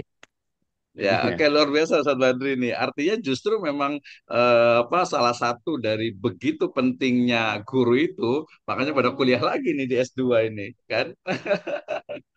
Itu udah real itu bukan teori itu.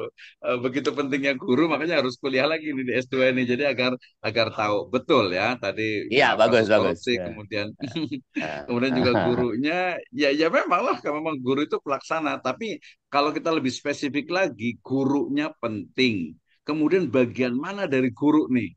Motivasinya, mindsetnya gitu ya atau bagian apa? Kalau saya bicara mungkin mindsetnya juga, mindset dari guru lebih spesifik lagi. Iya, Ya iya, misalnya iya kalau guru benar. misalnya nih, kira-kira nih kalau guru digaji besar gitu ya, kira-kira pendidikan bagus nggak sih? Meningkat nggak sih kira-kira? Belum tentu, Pak. Kalau menurut saya belum tentu. Iya betul, Sekalipun gaji setuju lah. belum tentu itu. Kalaupun digaji besar, kalau misalnya seorang gurunya tidak untuk berkepribadian untuk lebih baik, Ah misalnya tidak betul. akan bisa. Karena Iya. uang itu bukan segalanya, tapi segalanya butuh uang. Gitu. Oh, kayak gitu. Terima kasih. Betul, setuju sekali ya. Wah, betul. Ya, jadi artinya tadi ya gurunya, kemudian juga mindset dari apa gurunya itu cara berpikirnya, termasuk tadi mental belajarnya.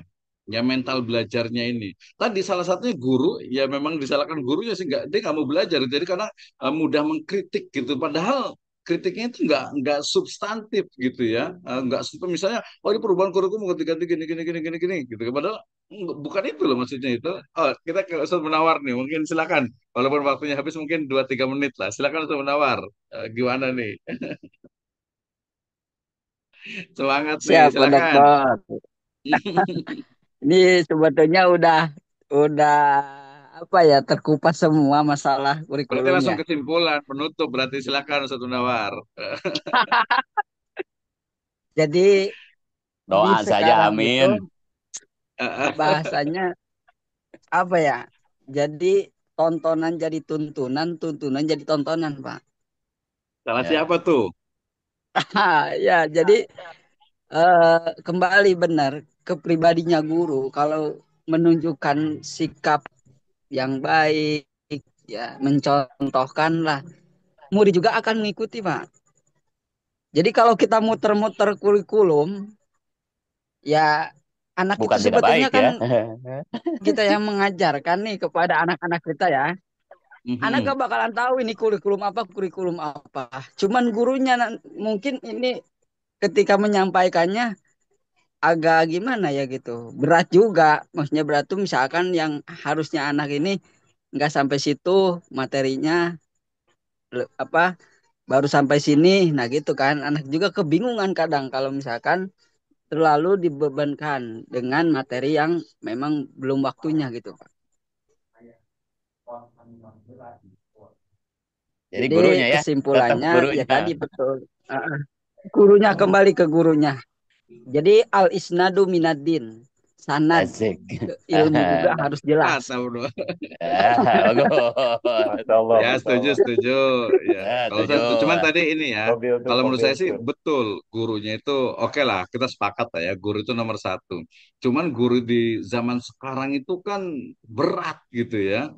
Beda dengan guru masa guru-guru kita dulu gitu kan ya. Guru sekarang tadi kan kemarin kita pernah cerita tuh, cuman istilahnya tuh mau nyentil dikit aja, sekarang kan udah nggak boleh gitu kan ya. Kemudian tadi gurunya tuh harus baik, guru jadi teladan, udah gurunya itu Ustadz Saiful Anwar, Ustadz Panut, Ustadz Badri, Ustadz Jamaluddin itu sudah uswah hasanah ini.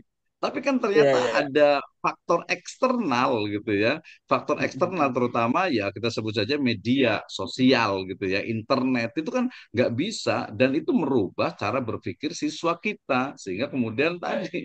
Jadi kalau menurut saya guru-guru kita itu udah sangat luar biasa gitu. Udah menjadi uswah hasanah, ngajarnya juga udah maksimal sampai mengorbankan misalnya kebutuhan pribadi gitu ya mau digaji kecil gitu itu udah maksimal tapi memang anak-anak kita itu sekarang itu digempur dengan berbagai tadi tontonan jadi tuntunan gitu ya tontonan jadi tuntunan ya itu tantangan buat guru gitu ya. Nah, bagaimana guru tuh menciptakan jadi ya mungkin misalnya kalau medsos gitu ya, misalnya kalau kalau saya sih mungkin ya secara pribadi cenderung ya medsos itu ya nggak bisa dilarang gitu, tapi gimana agar Ya, ya betul. mengisi medsos itu dengan positif, kemudian juga menggunakan medsos itu dengan baik. Ya mungkin sama lah, saya ingat sekali dulu tuh tahun saya baru kuliah awal kali gitu ya. Kalau kita lihat YouTube ya tahun 2010 sajalah, itu isinya itu pornografi semua kayaknya itu. Tahun 2010 itu 90% lah banyak pokoknya apa dominan itu pornografi gitu ya. Tapi kemudian sekarang YouTube itu pengajian baca Al-Quran dan sebagainya sudah ada. TikTok sekarang itu masih banyak yang joget-joget gitu ya. Masih banyak tuh tapi ceramah itu sudah ada gitu ya. Kemudian tausiah-tausiah juga sudah ada. Ke depan bisa jadi ya. Sekarang sudah berjalan mulai gitu. Jadi TikTok itu jadi media dakwah, menjadi media pembelajaran gitu ya. Sekarang itu sudah apa untuk pembelajaran itu semua sudah ada semuanya tuh. Nah, gitu. Jadi perubahan dari guru itu penting. Guru menyiapkan diri dengan mindset, dengan apa cara berpikir, dengan semangat untuk belajar itu juga terus, tapi juga harus mengantisipasi. Jadi kepalanya guru di sini adalah ya kepala sekolah, bagian kurikulum, nanti termasuk pemerintah, pengambil kebijakan untuk bagaimana merumuskan nih agar dapat mengadopsi ya mengadaptasi dari perubahan yang ada di masyarakat. Oh, udah lebih lima nih ini jadi. Intinya Oke kita akan terus deh. belajar terutama nah Seru ya nih, Ya, the seru Pak first Dokter. challenge. Iyalah gitu udah mau sholat maghrib nih kayaknya nih Ustadz Panut udah Iya. siap-siap aja nih udah ngeliat jam terus nih kayaknya. Ya, udah Oke ya. siap-siap jadi Eh, imam. ja- Mau iya mau jadi komentar imam nih lagi kan sebenarnya nih, siap-siap. Pak. Udah buat Jadi besok aja intinya itu. dari sekarang siapkan untuk apa bisa mendeskripsikan kurikulum yang ada di sekolahnya, sekolah teman, sekolah orang lain, sekolah yang kita ingin tahu. Nanti bisa japri lah dengan saya gitu ya. Nanti Oke, pokoknya tentang siap. mendeskripsikan tentang kurikulumnya. Demikian wallahu alam bisawab. In wajadtum sawaban fahuwa minallahi azza wa jalla. In wajadtum khata'an fahuwa minni. Nahtatim kita tutup dengan hamdalah dan barakatul majlis. Alhamdulillahirabbil alamin. Alhamdulillahirobbilalamin. Alhamdulillahirobbilalamin. Subhanakallahumma wa bihamdika. La ilaha illa anta wa atubu Ilaik. Baik. Wallahu muwaffiq ila aqwamit thoriq. Wassalamualaikum warahmatullahi wabarakatuh. Waalaikumsalam Waalaikumsalam warahmatullahi warahmatullahi wabarakatuh.